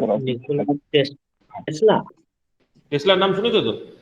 Alone Musk. হ্যাঁ স্যার। হ্যাঁ, হ্যাঁ স্যার। তো উনি কিসের জন্য বিখ্যাত? হ্যাঁ, উনি কিসের জন্য বিখ্যাত? এসির জন্য। স্যার ফাদার এসির জন্য, তাই তো? এসি তৈরি করেছেন স্যার নেসলা। হ্যাঁ, এসির থেকেও গুরুত্বপূর্ণ জিনিস যেটা, সেটা হচ্ছে rotating magnetic field. Rotating magnetic field, এইটার জন্য উনি বেশি বিখ্যাত। ঠিক আছে, রোটেটিং ম্যাগনেটিক ফিল্ড, এইটার জন্য উনি বেশি বিখ্যাত। আর আরেকটা, এনার কথাটা আমি ডিটেল আরো আসছি। আর আরেকটা জিনিস আমরা ইন বিটুইন পড়ে ফেলেছি, সেটা হচ্ছে নিউটন সম্বন্ধে। ঠিক আছে, যেখানে নিউটনের থার্ড ল যেটা, ঠিক আছে, অথবা থার্ড লটাকেও আমরা যেমন কাজে লাগালাম, ঠিক সেরকম Newton's law of energy conversion, electromechanical energy conversion. ঠিক আছে, এনার্জি কনভার্সন, এই পার্টটাকেও আমরা পড়েছি, এই পার্টটাও আমরা পড়বো। মানে এই যে 4জন বিজ্ঞানী যে 4টে কাজ করেছে, এই 4টে কাজই হচ্ছে প্রিলিমিনারি টু ইলেকট্রিক্যাল মেশিনস। মানে ইলেকট্রিক্যাল মেশিনস পড়ার আগে তোমাদের এই কনসেপ্টগুলোকে ক্লিয়ার রাখতে হবে, এই পার্টগুলোকে তোমাকে ভালো করে বুঝতে হবে, তাহলে গিয়ে তুমি কিন্তু ফার্দার ডেভেলপমেন্ট করতে পারবে। তো আমি সবার আগে এইটা বলবো, দিয়ে এটা বলে শেষ করে দেবো আজকে। দেখো ভালো করে বুঝবে আমি কি পয়েন্টটা বলছি। First of all, EMF can be induced in 3 different ways. 3 different ways, 3টে ডিফারেন্ট ওয়েতে আমরা ইএমএফ কে ইনডিউস করতে পারি। কি কি? 1 নম্বর হচ্ছে, দেখো আমরা যে ফ্যারাডের লটা পড়লাম, সেখানে আমরা একটা জিনিস দেখলাম, সেটা হচ্ছে ইটা প্রপোর্শনাল টু ছিল ডিসাই বাই ডিটি। মানে there has to be a rate of change of flux, মানে শুধু there has to be a rate of change of flux linkage, মানে সময়ের সাপেক্ষে ফ্লাক্সের পরিবর্তন দরকার আছে। যদি সময়ের সাপেক্ষে ফ্লাক্সের পরিবর্তন না হয়, তাহলে কিন্তু আমি ভোল্টেজ পাবো না। তার মানে কি? তার মানে হচ্ছে এরকম ব্যাপার, ধরো তোমার কাছে একটা কন্ডাক্টর আছে, একটা কয়েল আছে, এই কয়েলের মধ্যে তুমি সাপ্লাই দিয়েছো, সাপ্লাই দেওয়ার জন্য এখানে একটা ফ্লাক্স সেট আপ হয়েছে। তুমি সেকেন্ডারি একটা কয়েলকে এর সামনে নিয়ে এসছো। ঠিক আছে, এবার আমাকে বলো দেখি, এই লটা অনুযায়ী এই কয়েলের মধ্যে ভোল্টেজ ইনডিউসড হবে না হবে না? হবে স্যার। দেখো ঠিক করে বলো, হবে না হবে না? ভালো করে বলো। আমি যদি বলি এখানে ডিসি সাপ্লাই দিয়েছি, মুভ করলেই ভোল্টেজ ইনডিউসড হবে। হবে না হবে না? স্যার হবে না হবে না ডিসি হলে তো হবে না স্যার। ডিসি হলে হবে না, এসি হলে হবে। স্যার হবে। ডিসি তে চেঞ্জ হচ্ছে না, এসি তে চেঞ্জ হচ্ছে সময় সাপেক্ষে। এইটাই হচ্ছে, দেখো তার মানে এই কোশ্চেনটার অ্যান্সারটা ভালো করে বোঝো। এই কোশ্চেনটার অ্যান্সারটা হচ্ছে আমাদের ছোটবেলাকার একটা কোশ্চেন, যদি ট্রান্সফরমারের ডিসি দিই তাহলে কি হবে? এটা তো একটা পুড়ে যাবে স্যার। পূর্বে পরে দাঁড়া শোন ভালো করে আগে। স্যার যদি পুড়বে না। যদি ট্রান্সফরমারের ডিসি দিই তাহলে কি হবে? আমি নিজে ডিসি দিয়ে দেখেছিলাম, ঠিক আছে? তো ট্রান্সফরমারে যদি ডিসি দাও তাহলে ঘটনাটা কি ঘটছে দেখো। তুমি যখনই এখানে ডিসি সাপ্লাই দিচ্ছ, ডিসি সাপ্লাই দেওয়ার সাথে সাথে ফর দ্য ফার্স্ট ইনস্ট্যান্ট মানে যখনই তুমি সাপ্লাইটা প্রোভাইড করেছো আর কয়েলটাকে তুমি তোমার সামনে নিয়ে এসছো, প্রথমে একটা চেঞ্জ হচ্ছে, কারণ প্রথমে 0 ফ্লাক্স ছিল, 0 ফ্লাক্স থেকে 5 ফ্লাক্স হয়েছে। তো 0 ফ্লাক্স থেকে 5 ফ্লাক্স এই চেঞ্জের জন্য ফর দ্যাট ইনস্ট্যান্ট অনলি এখানে একটা ভোল্টেজ পাওয়া যাবে। আবার বলছি, যে ইনস্ট্যান্টে তুমি এই প্রথম কয়েলটায় সাপ্লাই দিয়েছো সেই ইনস্ট্যান্টে there is a change of flux. সেই ইনস্ট্যান্টে there is a change of flux. প্রথমে 0 ছিল, সেখান থেকে 5 ফ্লাক্সে গিয়ে পৌঁছেছে। Due to this change of flux you will get a voltage in the second coil. Second কয়েলে প্রথম ইনস্ট্যান্টের জন্য কিন্তু তুমি একটা ভোল্টেজ পাবে, বাট যখন তুমি টি ইকুয়ালস টু 0 প্লাস হয়ে যাবে, মানে এখানে 0 থেকে তুমি যখন আগে এগোতে শুরু করবে, তখন কিন্তু there is no change in voltage, there is no change in flux. ফ্লাক্সের কোনো চেঞ্জ নেই, ফ্লাক্স লিঙ্কেজের কোনো চেঞ্জ নেই। তার মানে কি হবে, প্রথম ইনস্ট্যান্টে আমি একটা ভোল্টেজ পাবো, বাট ইনস্ট্যান্টেনিয়াসলি সঙ্গে সঙ্গে সেটা 0 হয়ে যাবে, সঙ্গে সঙ্গে সেখানে কোনো ভোল্টেজ নেই। ইনিশিয়ালি আমি একটা ভোল্টেজ পাচ্ছি, বাট নেক্সট ইনস্ট্যান্টে মানে স্টার্ট করার ঠিক পরের ইনস্ট্যান্টে টি ইকুয়ালস টু 0 প্লাসে আর কিন্তু কোনো ভোল্টেজ আমরা পাবো না। ডিসির কথা বলতে হবে। ডিসির কথা বলছি আমি, এখানে ডিসির কথা বলছি। তার মানে ঘটনাটা কি ঘটলো? তার মানে ঘটনাটা এটা ঘটলো, আমি একটা ব্যাটারিকে দুটো সোর্স দিয়ে খালি শর্ট করে দিয়েছি। এটা তো একটা কয়েল, কয়েলের রেজিস্ট্যান্স মিনিমাম থাকেই না বলতে পারো, তো দুটো টার্মিনালকে যা শর্ট করে দিয়েছি। শর্ট করে দেওয়ার জন্য কি হবে, তুমি এই সাপ্লাইটা যেখান থেকে নিয়েছো সেখানে একটা ফিউজ লাগানো আছে বা এমসিবি লাগানো আছে, সেই ফিউজটা জ্বলে যাবে অথবা সেই এমসিবিটা পড়ে যাবে। তো ডিসিতে ট্রান্সফরমার কিন্তু পুড়বে না যদি তুমি ফিউজ বা তোমার কাছে যদি তোমার কি বলে ওটাকে ব্রেকার এমসিবি যদি লাগানো থাকে, ঠিক আছে? হ্যাঁ, এবার যদি কিছু নাই লাগানো থাকে তাহলে তো কিছু হবে না, তাহলে তো পুড়বেই। কিন্তু আমি যদি ফ্র্যাঙ্কলি বলি, পোড়ার কন্ডিশনটা কোনোদিন অকারই করবে না। কেন অকার করবে না? ধরো তুমি এখানে যে সাপ্লাইটা নিয়েছো, হয়তো এখানে কোনো ইয়ে দাওনি, ঠিক আছে, কোনো ফিউজ বা সুইচ ইউজ করবে, ফিউজ বা ব্রেকার ইউজ করবে, বাট এই সাপ্লাইটা তো এখানে কোনো না কোনো একটা জেনারেটর থেকে আসছে, কোনো একটা ডিসি জেনারেটর থেকে তুমি দিচ্ছ,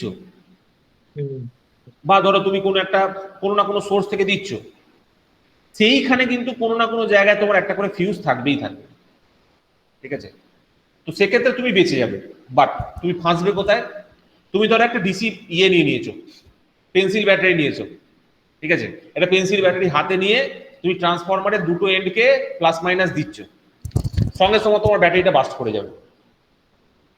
তখন কারণ সার্কিটের মধ্যে তুমি এক্সটার্নালি কোনো ফিউজ কানেকশন করোনি, জাস্ট এখানে একটা পেন্সিল ব্যাটারি দিয়ে এখানে একটা আর এখানে একটা ঠেকিয়ে দিয়েছো।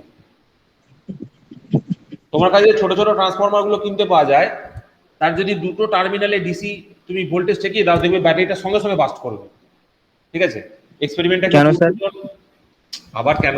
এই তো তুমি যদি শর্ট দেখো হয়ে ইনিশিয়ালি বিএফএস এর শর্ট সার্কিট, সেই জন্য। হ্যাঁ, এই তো শর্ট সার্কিট করে যাচ্ছ তো তুমি তোমার ব্যাটারিটাকে শর্ট সার্কিট করে দিচ্ছ, ব্যাটারিটা সঙ্গে সঙ্গে জ্বলে যাবে, পুরো বাস্ট করবে একদম। পোটেনশিয়াল মানে তো নেই। কিসে পোটেনশিয়াল নেই? এটা কে রে? বাদল দা। পোটেনশিয়াল কোথায় নেই? শর্ট সার্কিট হচ্ছে মানে তো কারেন্ট হাই ফ্লো হবে, সেই ক্ষেত্রে বাস্ট তো হবেই। হ্যাঁ, সেই ক্ষেত্রে বাস্ট হয়ে যাবে। মানে যদি তুমি একটা পেন্সিল ব্যাটারি নিয়ে করার চেষ্টা করো, ইন্ডিভিজুয়াল পেন্সিল ব্যাটারি নিয়ে করার চেষ্টা করো, ঠিক আছে, কিন্তু তুমি যদি কোনো ডিসি জেনারেটর নিয়ে নিলে বা কোনো ধরো এক্সটার্নাল কিছু একটা থেকে তুমি সাপ্লাই নেওয়ার চেষ্টা করছো, ঠিক আছে, এক্সটার্নালি কিছু নিতে গেলেই তুমি কিন্তু সেখানে তোমার কোনো অসুবিধা নেই, কারণ কোনো না কোনো জায়গায় ব্রেকার পড়ে যাবে। কারণ ইনিশিয়ালি ওই যে সোর্সের কারেন্টটা যেটা ওরা ড্র করে, এক মিনিট, সোর্সের কারেন্টটা যেটা ওরা ড্র করে, সেই সোর্সের কারেন্টটা কোনো না কোনো জায়গা থেকে তো ওরা ড্র করছে, ঠিক আছে, সেখানে তোমার বেকার কিছু না কিছু থাকবে। কিন্তু তুমি যদি ইন্ডিভিজুয়াল সিস্টেম ইউজ করো তখন কিন্তু তোমার ওটা চলে যাবে, কারণ ইনফাইনাইট একটা সোর্সকে তুমি মানে কি বলবো রেজিস্ট্যান্স দিয়ে, লো রেজিস্ট্যান্স দিয়ে কানেক্ট করে দিচ্ছ, ঠিক আছে, এইটা হচ্ছে ইস্যু।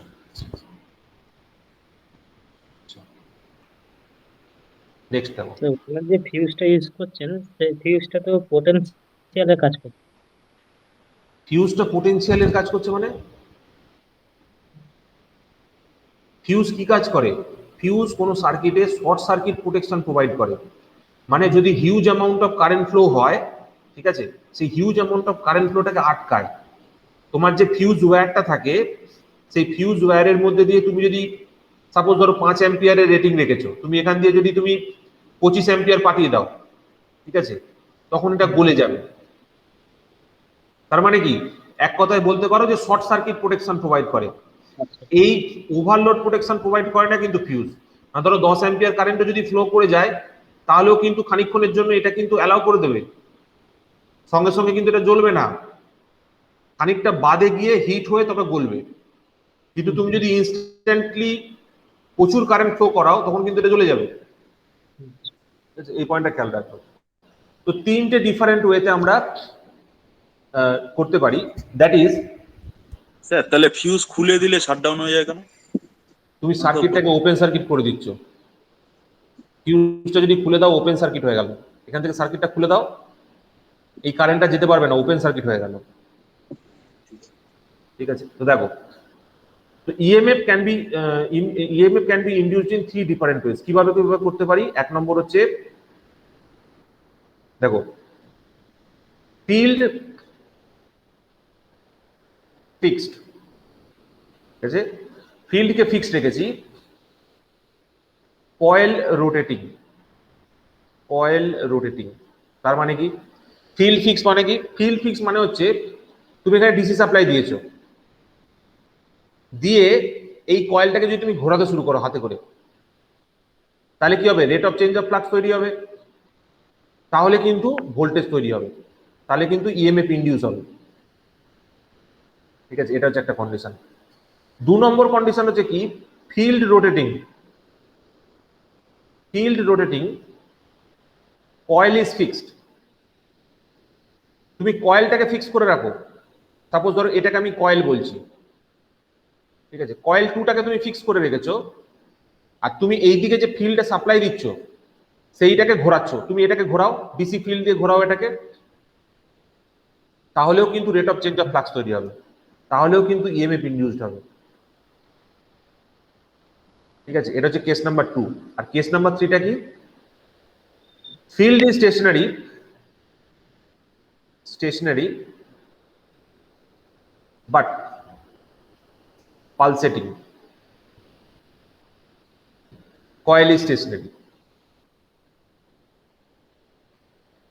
সেই কন্ডিশনেও কিন্তু ইএমএফ ইনডিউসড হবে।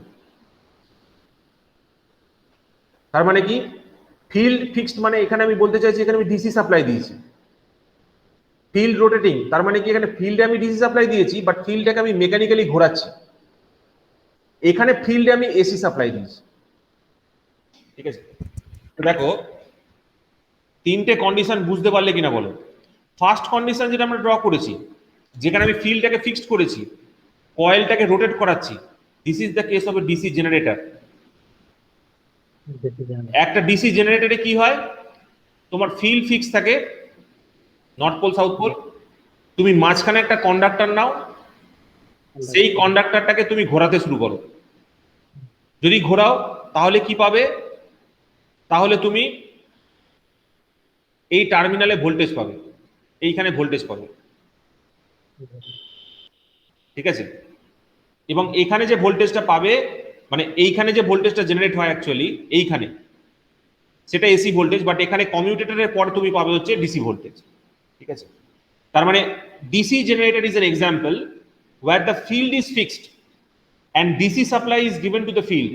এটা একটা পার্মানেন্ট ম্যাগনেটও ইউজ করতে পারো, অথবা ডিসি সাপ্লাই দিয়েও তুমি একটা ফিল্ড তৈরি করতে পারো, দিয়ে তুমি কয়েলটাকে ঘোরাচ্ছ।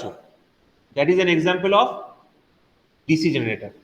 এবার দেখো, যদি ফিল্ড রোটেটিং হয়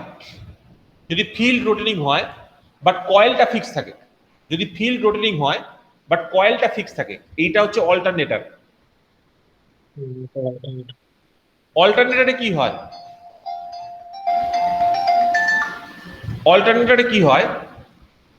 অল্টারনেটরে যদি তুমি দেখো, এটা যদি অল্টারনেটর হয়, অল্টারনেটরের বাইরে থাকে স্টেটর, এখানে হচ্ছে স্টেটর। স্টেটরটা একটা জায়গায় দাঁড়িয়ে আছে, স্টেটরটা কিন্তু কোনো মুভ করে না, আর ভেতরে থাকে রোটার। এই ভেতরের রোটারটার মধ্যে আমি একটা ফিল্ড দিই, এই ভেতরে যে রোটারটা থাকে সেই রোটারের মধ্যে আমি একটা ফিল্ড দিই। ফিল্ড মানে কি? একটা ডিসি ভোল্টেজ সাপ্লাই দিই, দিয়ে এই রোটরটাকে আমি ম্যাগনেটে কনভার্ট করি, ম্যাগনেট করার পর সেটাকে ঘোরাই। সো এই জিনিসটা আমরা তাহলে কোথায় দেখতে পাই বলো? কয়েল ফিক্সড, এই field is rotating but the coil is fixed. ফিল্ডটা রোটেট করছে বাট কয়েলটা কি আছে? ফিক্সড আছে। কয়েল বলতে আমি কোনটাকে বলছি? স্টেটরটাকে বলছি। কয়েল বলতে আমি কোনটাকে বললাম? এর ক্ষেত্রে স্টেটরটাকে বললাম। আর ফিল্ড রোটেটিং মানে আমি কোনটাকে বলছি? ভেতরে যে ডিসি রোটরটা আছে সেটাকে ঘোরাচ্ছি। আচ্ছা, আর এই লাস্টটার এক্সাম্পলটা কি বলো দেখি, কে বলতে পারবে?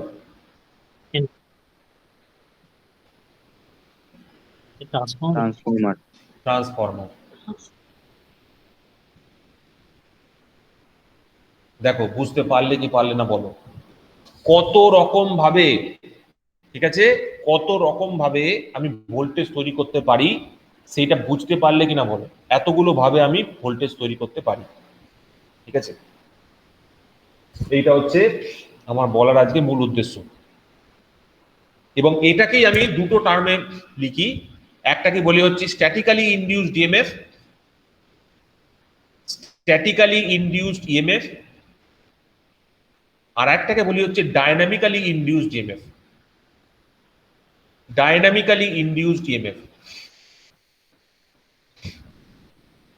স্ট্যাটিক্যালি ইনডিউসড ইএমএফ কোনগুলো? কেবলমাত্র ট্রান্সফরমার। আর ডায়নামিক্যালি ইনডিউসড ইএমএফ কোনগুলো? ডিসি অথবা এসি জেনারেটর, মোটর। ডিসি অথবা এসি জেনারেটর অর মোটর। জেনারেটরটা হবে, যেহেতু ইনডিউসড ইএমএফ বলছি, ডিসি অর এসি জেনারেটর, ঠিক আছে? তো স্ট্যাটিক্যালি ইনডিউসড ইএমএফ কোনগুলো? যেখানে both field as well as the coil both are stationary. Dynamically induced EMF কোনটা? সেখানে either field is rotating or the coil is rotating. Field মানে হচ্ছে ম্যাগনেটিক ফিল্ডের কথা বলছি, আর কয়েল মানে হচ্ছে আমি এখানে, যেমন ধরো ডিসি জেনারেটরের ক্ষেত্রে বললাম ভেতরে যে কন্ডাক্টরটাকে আমি প্লেস করেছি সেটাকে, আর অল্টারনেটরের ক্ষেত্রে যেটা বললাম যে অল্টারনেটরের ক্ষেত্রে স্টেটরটা বাইরে আছে, কয়েলটা বাইরে রয়েছে, আর ভেতরে আছে তোমার রোটরটা, ঠিক আছে? So sir, dynamically induced EMF কে কি বলে মিউচুয়ালি ইনডিউসড ইএমএফ? না, ডাইনামিক্যালি ইনডিউসড ইএমএফ মানে হচ্ছে যেখানে দেয়ার ইজ এ রোটেশন, যেখানে ফিজিক্যাল রোটেশন অ্যাভেলেবেল আছে সেটাকে বলে, ঠিক আছে? মিউচুয়াল ইন্ডাকশন অন্য জিনিস। মিউচুয়াল ইন্ডাকশনটা তো এখানে রয়েছে, মিউচুয়াল ইন্ডাকশন না থাকলে তো হবেই না।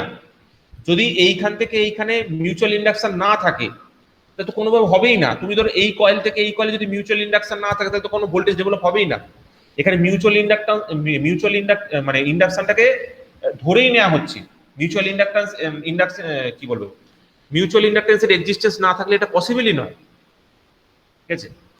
তো আমরা কিন্তু আজকে মানে খুব গুরুত্বপূর্ণ কতগুলো জিনিস পড়লাম, এবং নেক্সট দিন আমাকে মনে করাবে ইলেকট্রোমেকানিক্যাল এনার্জি কনভার্সনের ফার্স্ট স্টেপ দিয়ে আমরা শুরু করব, এবং সেখান থেকে আমরা কিন্তু ডিসি জেনারেটরের ওয়ার্কিং প্রিন্সিপালটাকে ডেভেলপ করব, ঠিক আছে? তো এইটা হচ্ছে বেসিক, ঠিক আছে? এবং মনে রাখবে পরের দিন আমি কিন্তু ইলেকট্রোমেকানিক্যাল এনার্জি কনভার্সনটাকে শুরু করব। এই অবধি কারো কোনো কোশ্চেন, কারো কোনো ডাউট থাকলে জিজ্ঞেস করো। না স্যার। সবাইকে জিজ্ঞেস করছি, তোমাদের কারো কোনো ডাউট থাকলে জিজ্ঞেস করো। অর্পিতা, বুঝতে পেরেছো? ইয়েস স্যার, বুঝেছি। ঠিক আছে, তোমার ক্লাস কেমন লাগলো জানাবে। ঠিক আছে, আমরা অ্যাকচুয়ালি কোনো ডেমো ক্লাস অর্গানাইজ করি না। ঠিক আছে, আমাদের ডাইরেক্ট যা ক্লাস হয়, সবাই যারা ক্লাস করছে সবাই কিন্তু প্রথম থেকে পে করেই ক্লাস করছে। ঠিক আছে, যারা তোমরা যেরকম ধরো এখানে কি যেন বলছে, কি যেন ছিল, ভুলে যাচ্ছি নামটা, কার যেন, সন্দীপ রেকমেন্ড করেছে অর্পিতাকে ক্লাস করার জন্য। ঠিক আছে, তো তোমরাও এরকম কিছু রেকমেন্ডেশন করো। ঠিক আছে, কিন্তু ব্যাপারটা হচ্ছে কি, আমরা এরকম মানে নিই না। তোমরা সব বুঝতে পেরেছো তো? কোনো অসুবিধা নেই তো? দেখো, বাকিরা তো বহু দিন ধরে রয়েছে। হ্যাঁ বলো বাদল। বাদলদাকে জিজ্ঞেস করুন স্যার, বাদলদা। হ্যাঁ বাদল বলো। এসি ট্রানজিস্টর এসি দিলে? ফ্লেমিং এর রাইট হ্যান্ড হ্যাঁ, ম্যাগনেটিক ফিল্ড কি স্ট্যাটিক থাকে নাকি? ফ্লেমিং এর রাইট হ্যান্ড আর ম্যাগনেটিক ফিল্ডের মধ্যে কোথায় সম্পর্ক তুই খুঁজে পাচ্ছিস ভাই? দেখ, কালকে তোকে আমি পরের দিন আমি ওই জিনিসটা বলবো। আমি ওই জন্য কি বললাম, ইলেকট্রোমেকানিক্যাল এনার্জি কনভার্সন, তা আমি পরের দিন শুরু করব। ঠিক আছে, কারণ অলরেডি 2 ঘন্টা হয়ে গেছে এবং ওই রেকর্ডারটা বন্ধ হয়ে যাবে। ওইটাই হচ্ছে আমার সমস্যা, রেকর্ডারটা বন্ধ হয়ে গেলে আমি কেস খেয়ে যাবো। তো ওই পরের দিনে আমি তোমাদের এখনো বেসিক, হ্যাঁ ভালো কথা বলেছে, না বাদল ঠিক কথাই বলেছে। 1 মিনিট মনে রাখবে, আমরা পরের দিন কিন্তু একটা ইম্পর্টেন্ট জিনিস পড়বো। 1 মিনিট, বাদল ঠিক কথাই বলেছে। 1 মিনিট, পরের দিনে কিন্তু আমরা ফ্লেমিংস লেফট হ্যান্ড রুল আর ফ্লেমিংস রাইট হ্যান্ড রুল, ঠিক আছে, এই দুটো কিন্তু আমরা পড়বো। ঠিক আছে।